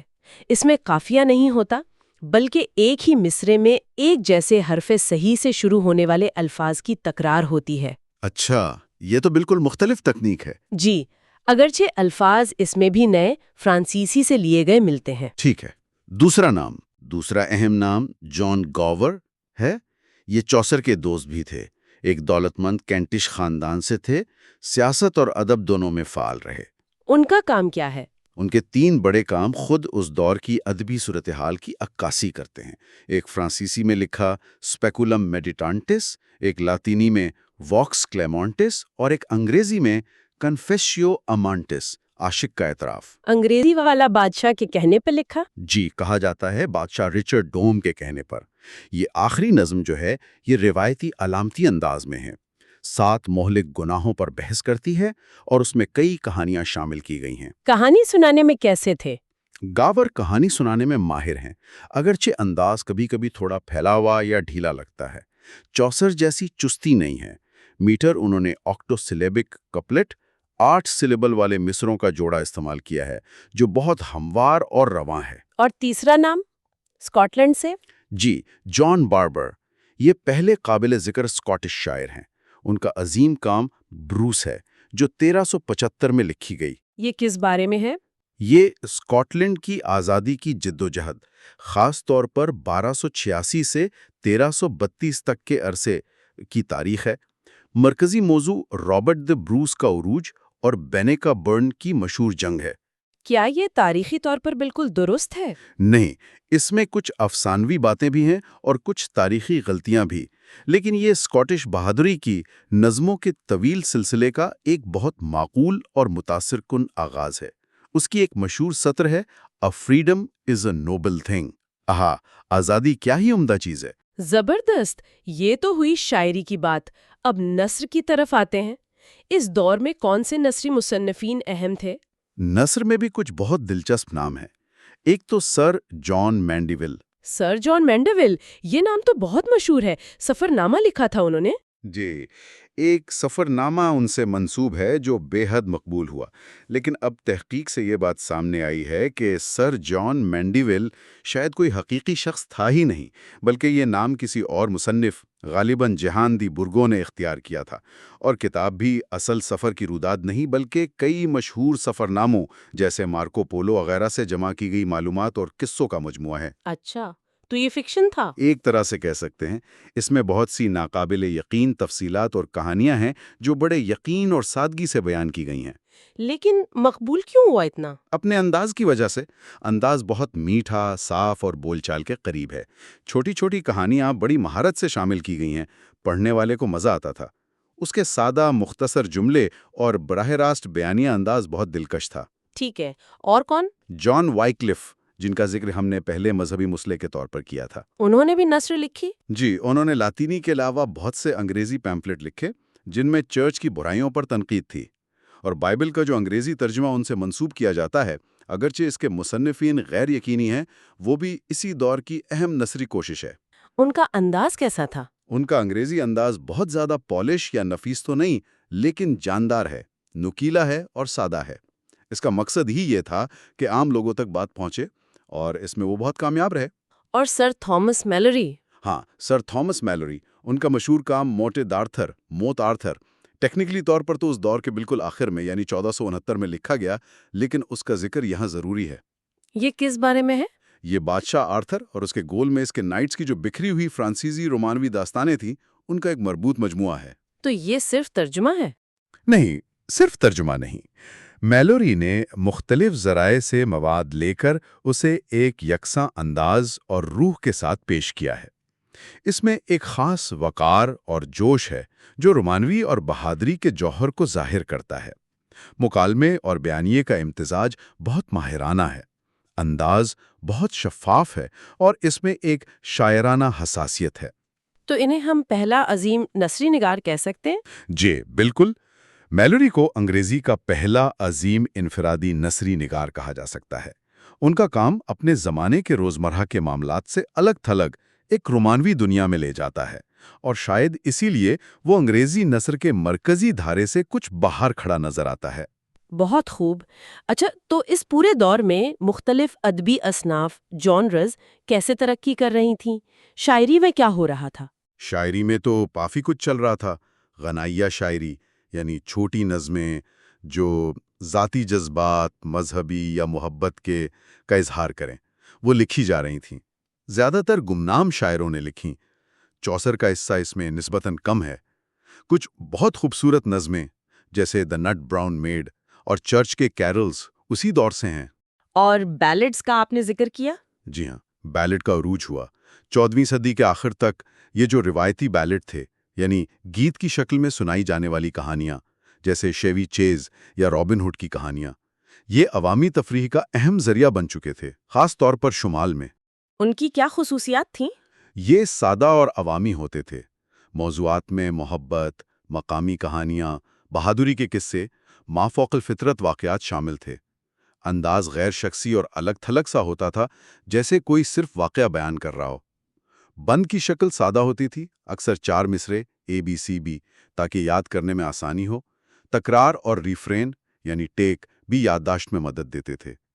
یہ ان لمبی رومانوی داستانوں سے مختلف تھے جو زیادہ تر اشرافیہ کے لیے ہوتی تھیں۔ اور علامت نگاری؟ علامت نگاری کا بھی عروج تھا۔ اس دور میں علامت نگاری نے شاعری کی تقریباً تمام شاخوں کو متاثر کیا۔ یہ اخلاقی اور مذہبی سبق سکھانے کا ایک مؤثر طریقہ تھا، خاص طور پر ان لوگوں کے لیے جو زیادہ تجریدی سوچ کے عادی نہیں تھے۔ چوسر نے بھی اپنے ابتدائی دور میں اسے خوب استعمال کیا۔ بیانیہ اور منظر کشی والی نظمیں؟ جی، بیانیہ اور منظر کشی کی نظمیں تو تھیں ہی۔ کینٹربری ٹیلز اس کی بہترین مثال ہے۔ لنگلینڈ اور گاور کے ہاں بھی نمونے ہیں۔ اس دور کی بیانیہ شاعری میں کچھ کمزوریاں بھی تھیں، جیسا ہم نے ذکر کیا، لمبی تقریریں، غیر متعلقہ قصے وغیرہ۔ لیکن بہترین مثالوں میں، خاص طور پر چوسر کے ہاں، مرکزی خیال پر مضبوط گرفت، گہرا مشاہدہ، مزہ اور شاندار بیانیہ تیزی ملتی ہے۔ اور وہ نظمیہ رومان؟ نظمیہ رومان اب بھی مقبول تھا، لیکن پچھلی صدی جیسا عروج نہیں رہا تھا۔ اس کی جگہ دھیرے دھیرے بیلڈ اور فیبلو لے رہے تھے۔ فیبلو وہ مختصر، حقیقت پسندانہ، اکثر مزاحیہ فرانسیسی کہانیاں ہوتی تھیں جو چوسر نے بھی استعمال کیں۔ ٹھیک ہے۔ اور نثر کے میدان میں کیا اصناف تھیں؟ نثر کا میدان تو تیزی سے پھیل رہا تھا۔ مینڈیول کا سفرنامہ تفریح کے لیے لکھی گئی نثر کی دلچسپ مثال ہے۔ وائکلف کا بائبل ترجمہ اور دیگر مذہبی تحریریں اہم تھیں، لیکن شاید سب سے اہم وہ گھریلو انگریزی تھی جو شہری ریکارڈز اور خاص طور پر ذاتی خطوط میں استعمال ہو رہی تھی، جیسے پیسٹنز یا سیلیز خاندان کے خطوط۔ ان سے کیا پتہ چلتا ہے؟ ان سادہ براہ راست تحریروں سے معاشرے کے کئی طبقوں میں مقامی محاورے اور زبان پر بڑھتی ہوئی گرفت کا اندازہ ہوتا ہے۔ زبان زیادہ عملی اور واضح ہو رہی تھی۔ آخر میں اگر ہم ادبی اسلوب سٹائل کی بات کریں تو اس میں کیا تبدیلیاں آئیں؟ شاعری میں؟ شاعری میں بحر کے استعمال میں زیادہ مشق کے ساتھ سادگی کا رجحان بڑھا۔ وہ جو بہت پیچیدہ بند تھے وہ کم ہو گئے، اور رائم رائل اور چھوٹے بند زیادہ مقبول ہوئے۔ مصرے میں وقفے کی جگہ میں زیادہ لچک آئی۔ یہ سادگی اور آزادی کا امتزاج آگے چل کر انگریزی شاعری کی پہچان بنا۔ اور وہ ہم صوتی الفاظ؟ ایلیٹریشن، ہم صوتی الفاظ کا احیاء ایک دلچسپ رجحان تھا۔ پیئرس پلاؤمن اس کا عروج تھا، لیکن اس نے کوئی بہت دیر پا ادبی روایت نہیں چھوڑی۔ لینگلینڈ کے فوراً بعد یہ محض بحر کی ایک زینت بن کر رہ گیا۔ الفاظ کے بارے میں کیا کہیں گے؟ الفاظ میں ایک طرف تو آراستہ، مشکل فرانسیسی اور کلاسیکی اصطلاحات کا شوق نظر آتا ہے چوسر کی ابتدائی نظموں میں، غور میں۔ دوسری طرف لینگلینڈ اور بیلڈز زیادہ سادہ اینگلو سیکسن الفاظ استعمال کرتے ہیں۔ اور نثر کا اسلوب؟ نثر میں اسلوب ابھی ناپختہ تھا۔ لیکن جو روزمرہ کی تحریریں تھیں ان میں توانائی اور وضاحت تھی۔ وائکلف کا انداز، جیسا کہا، غیر مسکول مگر جاندار تھا۔ مینڈیول کا انداز بناوٹ سے پاک، سیدھا سادہ، مختصر جملوں والا تھا۔ اور میلوری؟ میلوری کا انداز سب سے منفرد تھا۔ وہ بہت زیادہ آراستہ تو نہیں، لیکن پھر بھی ممتاز اور رومانوی ہے۔ اس نے انہیں ایک اعلیٰ درجے کا نثری نگار بنایا، لیکن ان کا اثر بعد والوں پر نسبتاً کم ہوا۔ زبردست۔ تو خلاصہ یہ ہوا کہ یہ جو 100 سال تھے، 1350 سے 1450، یہ انگریزی ادب کے لیے ایک طرح سے بنیاد رکھنے کا دور تھے۔ بالکل، زبان نے اپنی معیاری شکل پائی، چوسر نے اپنی جدید حس اور مشاہدے سے ادب کو ایک نئی جہت دی، شاعری میں نئی تکنیکیں آئیں، اور نثر نے بھی اپنے پاؤں جمانے شروع کیے۔ لینگلینڈ، گاور، مینڈیول، میلوری، ان سب نے اپنا کردار ادا کیا۔ بلا شبہ یہ وہ بنیاد تھی جس پر آنے والی صدیوں میں انگریزی ادب کی شاندار عمارت تعمیر ہوئی۔ اس دور کے اثرات آج تک محسوس کیے جا سکتے ہیں۔ چلیں اس ساری گفتگو کو ایک آخری دلچسپ سوچ کے ساتھ ختم کرتے ہیں۔ چوسر نے کینٹربری ٹیلز میں اپنے زمانے کے اتنے متنوع انسانوں کو ایک سفر پر اکٹھا کیا اور ان کی کہانیاں اور کردار دکھائے۔ جی، اگر آج 21ویں صدی میں معاشرے کے تمام طبقات کو، مختلف پس منظر کے لوگوں کو اسی طرح ایک خیالی سفر پر دکھانے کا کوئی منصوبہ بنایا جائے تو چوسر کے مسافروں سے کیا مماثلتیں نظر آئیں گی اور کیا واضح تضادات ہوں گے؟ دلچسپ سوال ہے۔ اور ہماری آج کے میڈیا کے منظر نامے میں social media, film, T V, ایسی کہانیاں کیا شکل اختیار کر سکتی ہیں؟ اس پر سوچنا بھی یقیناً دلچسپ ہوگا۔ تو آج ہم ایک ایسے دور کا جائزہ لے رہے ہیں جسے انگریزی ادب کی تاریخ میں اکثر تھوڑا نظر انداز کر دیا جاتا ہے۔ یہ چوسر کے فوراً بعد کا دور ہے اور ایلزابیتھن ایج سے پہلے کا، تقریباً سمجھیں 1450 سے 1550 تک کی صدی۔ بظاہر ایک خاموش سا دور لگتا ہے۔ ہم اپنی بات چیت کی بنیاد رکھ رہے ہیں ایڈورڈ ایلبرٹ کی مشہور کتاب ہسٹری آف انگلش لٹریچر پر۔ اس کا چوتھا باب ہے چوسر سے اسپینسر تک۔ مقصد صرف خلاصہ نہیں، بلکہ یہ دیکھنا ہے کہ اس بظاہر ادبی بنجر پن کے پیچھے اصل میں کیا چل رہا تھا، کیا جڑیں پنپ رہی تھیں۔ کیونکہ ایلبرٹ کا ایک خیال بڑا دلچسپ ہے کہ یہ دور خالی نہیں تھا، بلکہ ایک صحت مند خالی کھیت کا موسم تھا۔ مطلب آنے والی بڑی فصل کی تیاری ہو رہی تھی۔ جنگیں ختم ہوئیں، بادشاہت میں استحکام آیا، نشاط ثانیہ کے اثرات بھی پہنچ رہے تھے۔ تو آئیے ذرا اس تیاری کے مرحلے کو ہی سمجھتے ہیں۔ ایلبرٹ شروع میں ہی کہتے ہیں کہ بھائی، اگر آپ چوسر کے معیار سے دیکھیں تو انگریزی شاعری اور نثر میں کوئی بڑا نام فوراً یاد نہیں آتا اس دور کا۔ بالکل، یہیں سے بات دلچسپ ہو جاتی ہے۔ ایلبرٹ کہتی ہیں کہ بظاہر پیداوار کم تھی، مگر اندرونی نشو نما ہو رہی تھی، اور 3 چیزیں خاص طور پر نمایاں ہیں۔ ایک تو انگریزی میں اعلیٰ پائے کے ادب کی کمی، دوسرا اس کے بالکل الٹ اسکاٹ لینڈ میں شاعری کا ایک شاندار عروج، اور تیسرا اور شاید سب سے اہم، ڈرامے کی تیز رفتار ترقی۔ تو یہ جو خالی کھیت والی بات ہے نا، وہ دراصل کافی زرخیز ثابت ہوا۔ یہ واقعی حیران کن تضاد ہے کہ انگلستان میں شاعر جیسے جدوجہد کر رہے تھے اور شمال میں اسکاٹ لینڈ میں شاعری خوب چل رہی تھی۔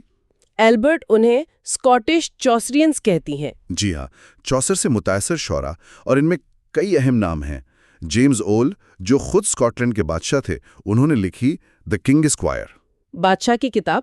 جی، بادشاہ کی کتاب۔ اس میں چوسر کا رنگ بہت واضح ہے، وہ خواب، باغ، علامتی کردار، اور یہ رائم رویل میں لکھی گئی ہے۔ اچھا، یہ وہی 7 مصروں والا بند، بالکل وہی، اور اسی کے نام سے منسوب ہے۔ زبان تھوڑی ملی جلی ہے، اسکاٹش اور چوسرین انگریزی کا امتزاج، لیکن منظر کشی بہت اچھی ہے۔ اور رابرٹ ہینڈرسن کا بھی ذکر ہے، وہ اسکول ماسٹر تھے۔ ان کی مورالٹی فیبولس آف ایسوپ اور خاص طور پر ٹیسٹمنٹ آف کریسیڈ، یہ تو چوسر کی ایک کہانی کا تسلسل ہے نا، بڑا المناک۔ جی بالکل، اور اس میں درد مندی اور منظر نگاری کمال کی ہے۔ بڑھاپے اور سردی کی تصویر کشی بہت واضح ہے۔ لیکن شاید سب سے اہم اسکاٹش شاعر ولیم ڈنبار تھے۔ وہ واقعی ایک بڑی فنکارہ تھیں۔ ان کی نظموں میں بہت رنگا رنگی ہے۔ دی تھریسل اینڈ دی روز بادشاہ کی شادی پر ایک خوبصورت علامتی نظم ہے، لیکن پھر dance of the 7 deadly sons یعنی 7 مہلک گناہوں کا رقص وہ بالکل مختلف ہے، ہولناک، توانائی سے بھرپور۔ وزن اور آہنگ پر ان کی گرفت کمال کی تھی، جیسے تکبر، پرائیڈ کی رقص کا منظر ہے، بال پیچھے، ٹوپی ایک طرف، لمبا کوٹ ایڑیوں تک جھولتا ہوا، اور مغرور دھوکے باز چیختے چلاتے آگ میں ناچ رہے ہیں۔ وہ منظر آنکھوں کے سامنے آ جاتا ہے۔ پھر سر ڈیوڈ لنزے اور گیون ڈگلس کا بھی مختصر ذکر ہے، ایک طنز نگار، دوسرا ورجل کا مترجم۔ تو مطلب اسکاٹ لینڈ میں تو چوسر کی روایت خوب چل رہی تھی۔ لیکن سوال پھر وہیں آتا ہے، واپس انگلستان میں صورتحال اتنی مختلف کیوں تھی؟ البرٹ اس کی 2 خاص وجوہات بتاتی ہیں۔ پہلی تو سیدھی سی بات ہے کہ چوسر جیسا بڑا شاعر فوراً تو پیدا نہیں ہوا۔ جان لڈگیٹ اور تھامس اوکلیو جیسے شاعر تھے، چوسر کے پیروکار تھے، مگر ان میں وہ بات نہیں تھی۔ ان کی شاعری اکثر بہت لمبی، بے لطف، لفاظی سے بھری ہوئی۔ لڈگیٹ کی فالز آف پرنسس تو 7,000 مصروں پر ہے۔ افو 7,000؟ جی، اور اسٹیفن ہاؤس کی پاس اے ٹائم آف پلیجر بعد میں اسپینسر کے لیے اہم تو ہوئی، مگر خود پڑھیں تو بے جان سی لگتی ہے۔ لیکن ایک نام ہے جان اسکیلٹن کا، وہ ذرا مختلف لگتا ہے، ہنری اشٹم کا استاد بھی رہا۔ ہاں، اسکیلٹن میں توانائی بہت تھی۔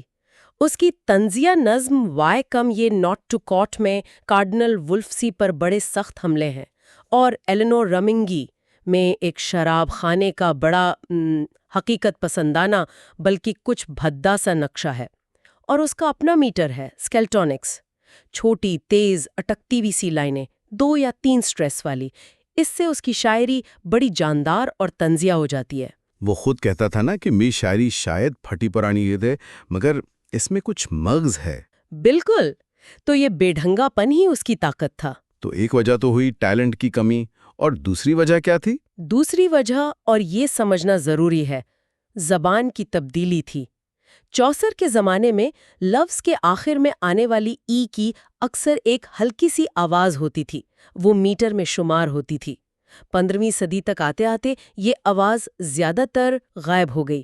اب اس کے بغیر چوسر والا میٹر، وہ روانی، وہ بن نہیں پا رہی تھی۔ اچھا، تو جو پرانے شاعر تھے، لڈگیٹ وغیرہ، انہیں سمجھ نہیں آ رہا تھا کہ کیا کریں، اور جو نئے تھے جیسے اسکیلیٹن، انہوں نے بالکل نئے خردرے میٹر بنانے کی کوشش کی۔ تو اس تبدیلی نے انگریزی شاعری کو ایک طرح سے یوں سمجھے پٹری سے اتار دیا تھا، اور اسے واپس اپنی لے پکڑنے میں وقت لگا۔ یہ تو بڑی دلچسپ بات ہے۔ تو شاعری تو گویا چوسر کے سائے سے نکلنے میں لڑکڑا رہی تھی، لیکن نثر کا کیا حال تھا؟ البرٹ کا اشارہ ہے کہ وہاں زیادہ اہم کام ہو رہا تھا۔ بالکل، نثر میں اس دور کی سب سے بڑی شخصیت بلا شبہ ولیم کیکسٹن ہے۔ ان کا کام صرف ادبی نہیں بلکہ ثقافتی طور پر انقلابی تھا۔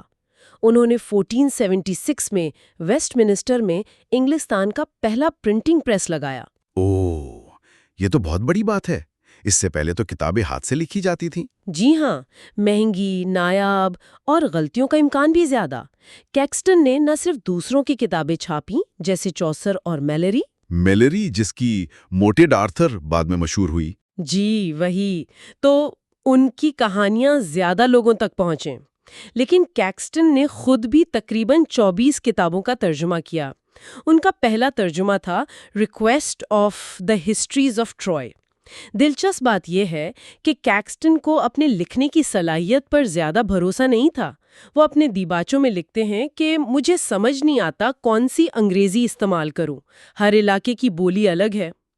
وہ چاہتے تھے کہ شاندار ادبی زبان لکھیں، مگر کہتے ہیں کہ میں سادہ آدمی ہوں تو ایسی زبان لکھوں گا جو نہ زیادہ گوار ہو نہ زیادہ بناوٹی، بلکہ سمجھ میں آ جائے۔ تو کیکسٹن صرف کتابیں نہیں چھاپ رہے تھے، وہ انجانے میں ایک طرح سے معیاری انگریزی کی بنیاد رکھ رہے تھے۔ بالکل، پرنٹنگ پریس نے ایک معیاری انگریزی کی ضرورت پیدا کر دی۔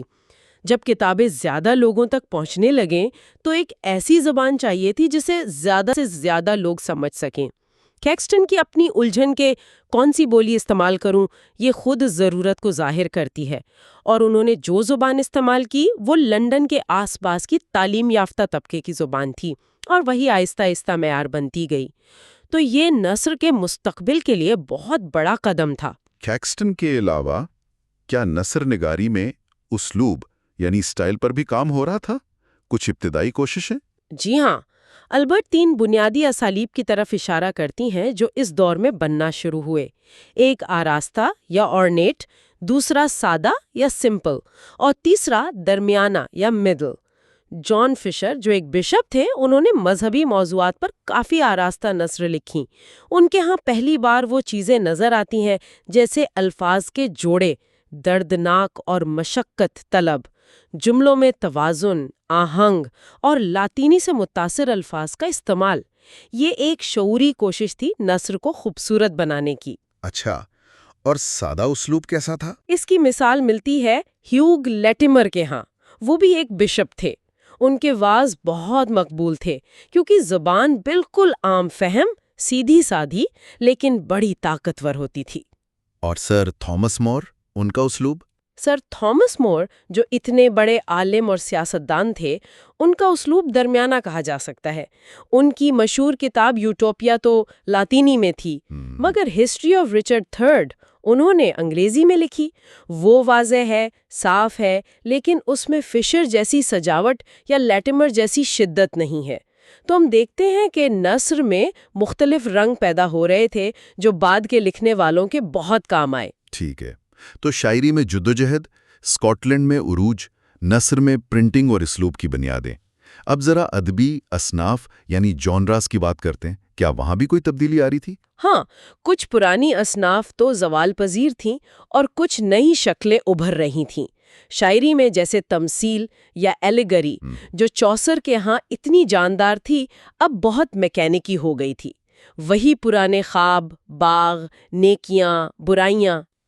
البتہ پیسٹورل یا چرواہی نظم، جس میں چرواہوں کی زندگی کو مثالی بنا کر پیش کرتے ہیں، اس کا آغاز بارکلے وغیرہ نے کیا، اور لوک گیت یعنی بیلٹ اور کیرل زیادہ پختہ ہو رہے تھے۔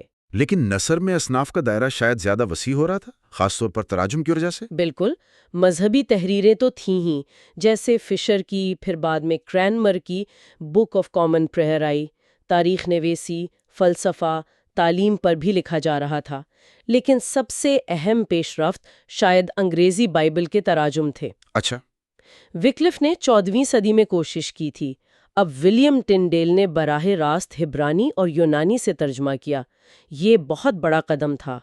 ان کا ترجمہ اتنا اچھا تھا کہ بعد کی جو مشہور آتھرائزڈ ورژن 1616 ہے، اس کی بنیاد بنا۔ واہ۔ پھر Miles Coverdale, Great Bible, Geneva Bible. Breeches Bible بھی کہتے تھے اسے؟ جی ہاں، کیونکہ اس میں آدم و حوا کے لیے پتلون یا بریچز کا لفظ تھا۔ اور پھر بشپس بائبل۔ یہ سب مل کر انگریزی زبان کو ایک مذہبی وقار اور گہرائی دے رہے تھے۔ اور اب آتے ہیں اس شعبے پر جہاں البرٹ کے مطابق سب سے زیادہ ڈرامیٹک ترقی ہوئی، یعنی ڈرامہ۔ یہاں تو جیسے چپکے چپکے ایک انقلاب آ رہا تھا۔ یقیناً، انگریزی ڈرامے کا آغاز تو چرچ کی رسومات سے ہوا۔ ایسٹر پر ایک مختصر سا مکالمہ ہوتا تھا، لاطینی میں کوئم خوارے ایٹس، تم کسے ڈھونڈتی ہو؟ وہیں سے بات آگے بڑھی۔ پہلے بائبل اور سنتوں کی کہانیوں پر مبنی ڈرامے بنے، میریکل پلیز۔ اچھا، شروع میں یہ لاطینی میں چرچ کے اندر ہوتے تھے، پھر مقامی زبان میں آئے، عوامی اداکار آئے اور چرچ کے باہر کھلی جگہوں پر ہونے لگے۔ اور یہ بڑے پیمانے پر ہوتے تھے؟ مطلب شہروں کی گلڈز یا انجمنیں انہیں پیش کرتی تھیں؟ ہاں، یہ بڑے عوامی تماشے بن گئے۔ چیسٹر، یارک، ویک فیلڈ جیسے شہروں میں تو ڈراموں کے پورے سلسلے یا سائیکلز تیار ہوتے تھے۔ یہ اکثر کارپس کرسٹی کے تہوار پر پیش کیے جاتے۔ ہر پیشہ ور انجمن، مطلب گلڈ، ایک کہانی پیش کرتی تھی۔ وہ گاڑیوں پر ہوتے تھے نا، پیجنٹس؟ جی، 2 منزلہ گاڑیاں یا پیجنٹس جو شہر میں گھومتی تھیں، اور وقت کے ساتھ ان میں مزاحیہ عناصر بڑھتے گئے۔ ہیرودیس جیسے بائبل کے کرداروں کو بھی مزاحیہ بنا دیا گیا۔ ویک فیلڈ سائیکل کا سیکنڈ شیپرڈز پلے اس کی بہترین مثال ہے۔ چرواہوں کی روزمرہ زندگی اور زبان کا بڑا جاندار استعمال ہے اس میں۔ میریکل پلیز کے بعد پھر مورالٹی پلیز آئے، یہ کیا تھے؟ ان میں کردار حقیقی انسان نہیں ہوتے تھے، بلکہ تصورات ہوتے تھے، جیسے نیکی، بدی، لالچ، موت، علم۔ یہ تمثیلی ڈرامے تھے۔ مقصد اخلاقی سبق دینا تھا؟ جی ہاں، لیکن دلچسپ بات یہ ہے کہ کردار علامتی ہونے کے باوجود ان میں ایک طرح کی نفسیاتی گہرائی آنے لگی تھی۔ ایوری مین اس کی سب سے مشہور مثال ہے۔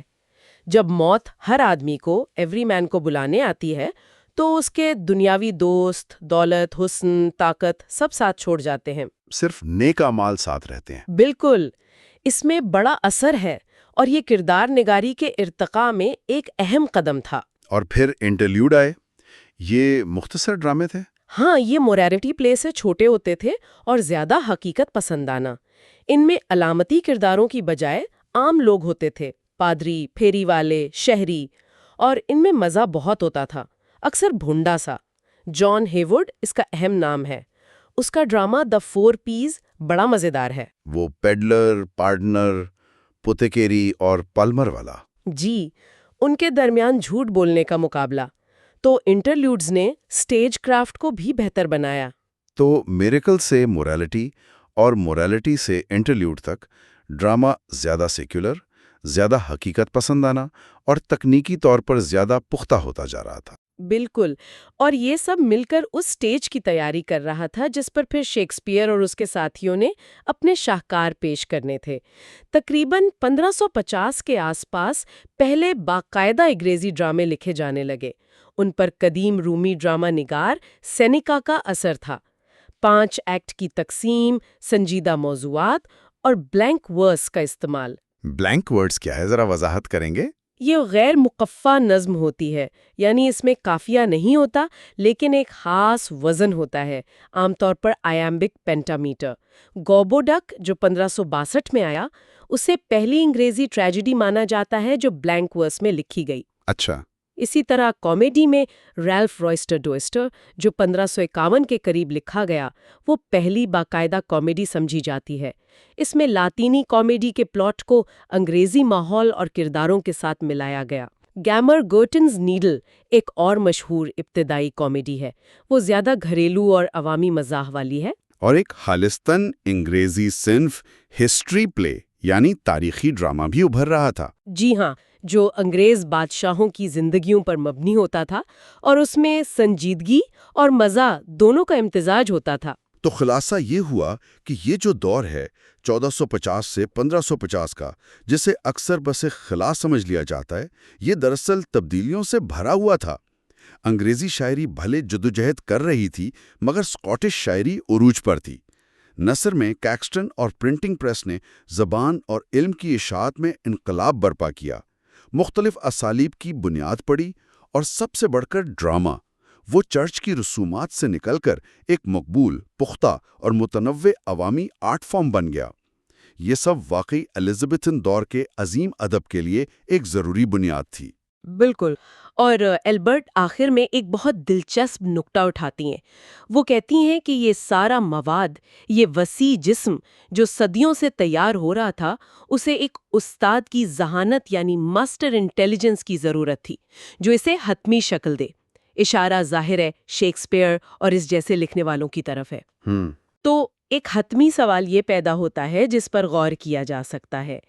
ان تمام پیش رفتوں کو دیکھتے ہوئے سٹیج کی ترقی، بلینک ورس کا آغاز، تاریخ اور کامیڈی کا امتزاج، نثر کے مختلف اسالیب، معیاری زبان کی طرف سفر، یہ ادبی منظرنامہ شیکسپیئر جیسے جینیس کے آنے کے لیے کتنا تیار تھا؟ وہ کون سے خاص عناصر تھے جنہوں نے شیکسپیئر اور اس کے ہم عصروں کے لیے راستہ سب سے زیادہ ہموار کیا؟ یہ سوچنے کی بات ہے۔